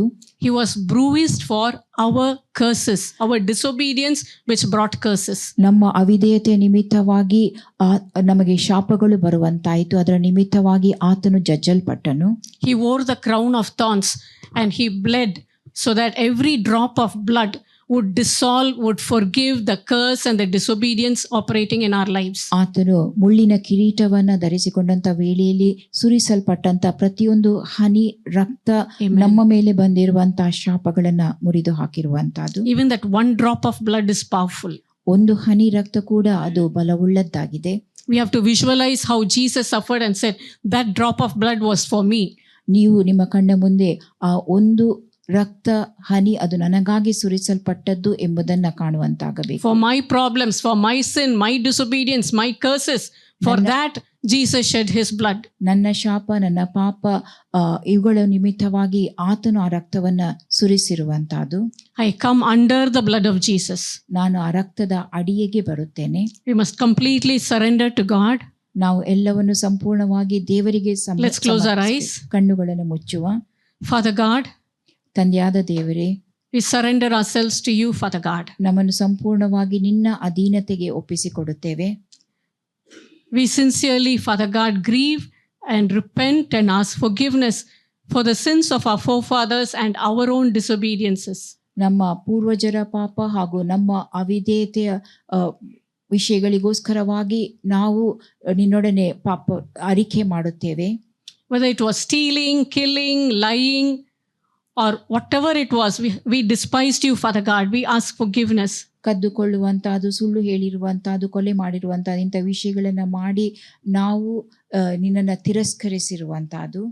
It's because of your mercy that we have not been consumed. ನಿನ್ನ ಕರುಣೆಯ ನಿಮಿತ್ತವಾಗಿ ನಾವು ನಾಶವಾಗಿ ಹೋಗಲಿಲ್ಲ. Thank you for your mercy, Lord. ನಿನ್ನ ಆ ಕರುಣೆಗೋಸ್ಕರವಾಗಿ ನಿನಗೆ ಕೃತಜ್ಞತೆ ಸಲ್ಲಿಸುತ್ತೇವೆ. Forgive us, Lord. ನಮ್ಮನ್ನ ಕ್ಷಮಿಸು. Wash our hearts clean. ನಮ್ಮ ಹೃದಯವನ್ನ ಶುದ್ಧ ಮಾಡು. Our attitudes, let them be washed. ನಮ್ಮ ಮನೋವೃತ್ತಿ ಕೂಡ ಅದು ಶುದ್ಧೀಕರಿಸಲ್ಪಡಲಿ. Our ignorance and foolishness, let them be washed away. ನಮ್ಮ ಅಜ್ಞಾನ, ನಿರ್ಲಕ್ಷ್ಯತನ ಇವೆಲ್ಲವೂ ಸಂಪೂರ್ಣವಾಗಿ ತೊಳೆಯಲ್ಪಡಲಿ. Give us a clean heart. ಶುದ್ಧ ಹೃದಯವನ್ನ ನಿರ್ಮಿಸು. Uphold us with your generous Holy Spirit. ನಿನ್ನ ಧಾರಾಳವಾದ ಆ ಪವಿತ್ರಾತ್ಮ ದಾನದಿಂದ ನಮಗೆ ಸಹಾಯಿಸು. And may the blood of Jesus go deep in to remove the generational curses from the very roots. ಮೂಲದಿಂದಲೇ ಆ ಪೂರ್ವಜನ ತಲೆಮಾರಿನ ಶಾಪವು ಎಲ್ಲವೂ ತೆಗೆದು ಹಾಕಲ್ಪಡುವಂತೆ ಯೇಸು ಕ್ರಿಸ್ತನ ರಕ್ತ ಹರಿಯಲಿ. I apply the blood of Jesus to the root of all my problems. ನನ್ನ ಸಮಸ್ಯೆಯ ಎಲ್ಲ ಮೂಲ ಬೇರಿಗೆ ಯೇಸು ಕ್ರಿಸ್ತನ ಅಮೂಲ್ಯವಾದ ರಕ್ತವನ್ನ ಹಚ್ಚುತ್ತೇನೆ. Every right that Satan had to enter my life, today it is removed by the blood of Jesus. ನನ್ನ ದೇಹದಲ್ಲಿ ಸೈತಾನನು ಪ್ರವೇಶಿಸುವುದಕ್ಕಿರುವಂತ ಎಲ್ಲ ಹಕ್ಕನ್ನು ನಾನು ಯೇಸು ಕ್ರಿಸ್ತನ ರಕ್ತದಿಂದ ತೆಗೆದು ಹಾಕುತ್ತೇನೆ. I thank you, Father, for your forgiveness. ನೀನು ಕೊಟ್ಟುವಂತ ಕ್ಷಮೆಗೋಸ್ಕರವಾಗಿ ನಾನು ನಿನಗೆ ಕೃತಜ್ಞತೆ ಸಲ್ಲಿಸುತ್ತೇನೆ. Thank you for restoring me. ನನ್ನನ್ನು ಪುನಃಸ್ಥಾಪಿಸುವುದಕ್ಕೋಸ್ಕರವಾಗಿಯೂ ನಿನಗೆ ಕೃತಜ್ಞತೆ ಸಲ್ಲಿಸುತ್ತೇನೆ. Thank you, Jesus, for redeeming me from every curse. ಎಲ್ಲಾ ಶಾಪಗಳಿಂದ ನೀನು ಸಂಪೂರ್ಣವಾಗಿ ನನ್ನನ್ನು ಬಿಡುಗಡೆಗೊಳಿಸುವುದಕ್ಕೋಸ್ಕರವಾಗಿಯೂ ನಿನಗೆ ಕೃತಜ್ಞತೆ ಸಲ್ಲಿಸುತ್ತೇನೆ. You became a curse for me. ನೀ ನನಗೋಸ್ಕರವಾಗಿ ಶಾಪಗ್ರಸ್ತನಾದಿ. And you have redeemed me from the curse. ಮತ್ತು ನನ್ನನ್ನೆಲ್ಲಾ ಶಾಪದಿಂದ ಬಿಡಿಸಿದ್ದಿ. And you have set me free. ನನ್ನನ್ನು ಸ್ವತಂತ್ರನಾಗಿ ಮಾಡಿದ್ದಿ. Thank you, Father God. ನಿನಗೆ ಕೃತಜ್ಞತೆ ಸಲ್ಲಿಸುತ್ತೇನೆ. Thank you, Lord Jesus. ಯೇಸು ಕ್ರಿಸ್ತನೇ ನಿನಗೆ ಸ್ತೋತ್ರ. Now we can say with our eyes open, ನಮ್ಮ ಕಣ್ಣುಗಳನ್ನು ತೆರೆದು ನಾವು ಈ ರೀತಿಯಾಗಿ ಈಗ ಹೇಳಬಹುದು. Satan, you have no right in my life. ಸೈತಾನನೇ, ನನ್ನ ಜೀವಿತದಲ್ಲಿ ನಿನಗೆ ಯಾವ ಅಧಿಕಾರವೂ ಇಲ್ಲ. Jesus has set me free. ಯೇಸು ನನ್ನನ್ನು ಬಿಡುಗಡೆಗೊಳಿಸಿದ್ದಾನೆ. All your legal rights over my life, I break it in the name of Jesus. ನನ್ನ ಜೀವಿತದಲ್ಲಿ ನ್ಯಾಯಯುತವಾಗಿ ನಿನಗಿದ್ದಿರುವ ಎಲ್ಲಾ ಅಧಿಕಾರವನ್ನು ಯೇಸು ಕ್ರಿಸ್ತನ ಹೆಸರಿನಲ್ಲಿ ಮುರಿದು ಹಾಕುತ್ತೇನೆ. Father God, I lift my hands to you to be blessed. ತಂದೆಯಾದ ದೇವರೇ, ನನ್ನ ಕೈಗಳನ್ನು ಆಶೀರ್ವದಿಸಲ್ಪಡುವುದಕ್ಕೋಸ್ಕರವಾಗಿ ಮೇಲಕ್ಕೆ ಎತ್ತುತ್ತೇನೆ. You're the only one who can bless. ನೀನು ಮಾತ್ರವೇ ನನ್ನನ್ನು ಆಶೀರ್ವದಿಸಲು ಸಾಧ್ಯ. And your blessing is perfect. ಮತ್ತು ನಿನ್ನ ಆಶೀರ್ವಾದ ಅದು ಪರಿಪೂರ್ಣವಾಗಿರುವಂತಹದ್ದು. There is no sorrow attached to your blessing. ನಿನ್ನ ಆಶೀರ್ವಾದಗಳಿಗೆ ಯಾವ ದುಃಖವೂ ಸೇರಿಸಲ್ಪಡುವುದಿಲ್ಲ. In Jesus' name, amen. ಯೇಸು ಕ್ರಿಸ್ತನ ಹೆಸರಿನಲ್ಲಿ amen. Jesus loves me, this I know, for the Bible tells me so.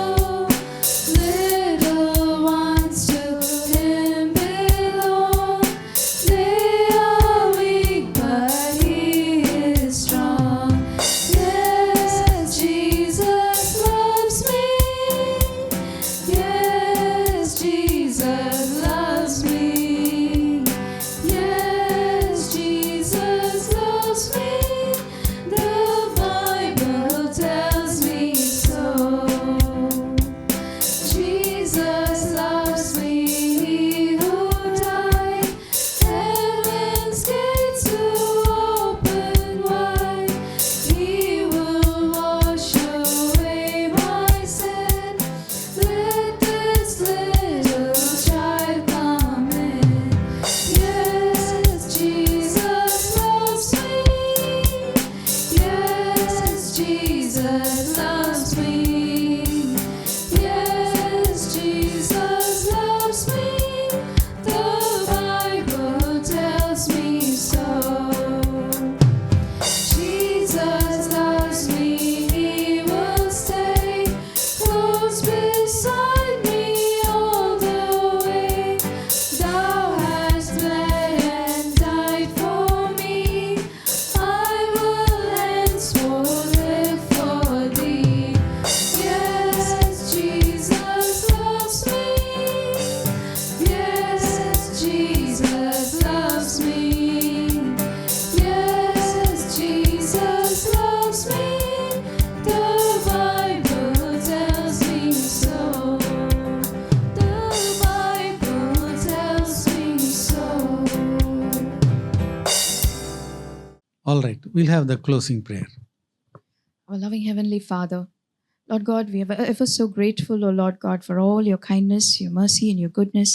We thank you also, Lord God, for teaching us to wage war, O Lord God. Your word says, O Lord, that we, your church, are always victorious, O Lord God, and the gates of hell shall not prevail against your church, O Lord God. Thank you for teaching from your word, O Lord God, empowering us to go forward as victors, O Lord God. Father, we thank you, Lord, for your eyes are always on your people, O Lord God, that you may be gracious to us, O Lord God. That is your promise to us. Thank you, Father. Lord God, we bless each of us who has heard this word, O Lord God, that we would carry it forth in power, O Lord God. Amen. As we sang this morning, O Lord God, in the power of Christ we stand, O Lord God. Thank you, Father, for the strong, firm foundation in Christ that you have founded us on, O Lord God. Father, we give the rest of the week also into your hands, O Lord God. Lead us and guide us by your Spirit, O Lord God. Help us be sensitive to what you teach us, O Lord God, that we may carry forth in the power of Christ. Thank you, Lord God, for hearing and answering our prayer. In Jesus' name we pray. Amen. Amen. Amen. Now to him who is able to keep us from falling, our Lord Jesus Christ, who is the coming King, the Lord the Father, the fellowship of the Holy Spirit, be with us now and forevermore. Amen. Hallelujah. Hallelujah. Hallelujah. God bless you all. Amen. Be blessed.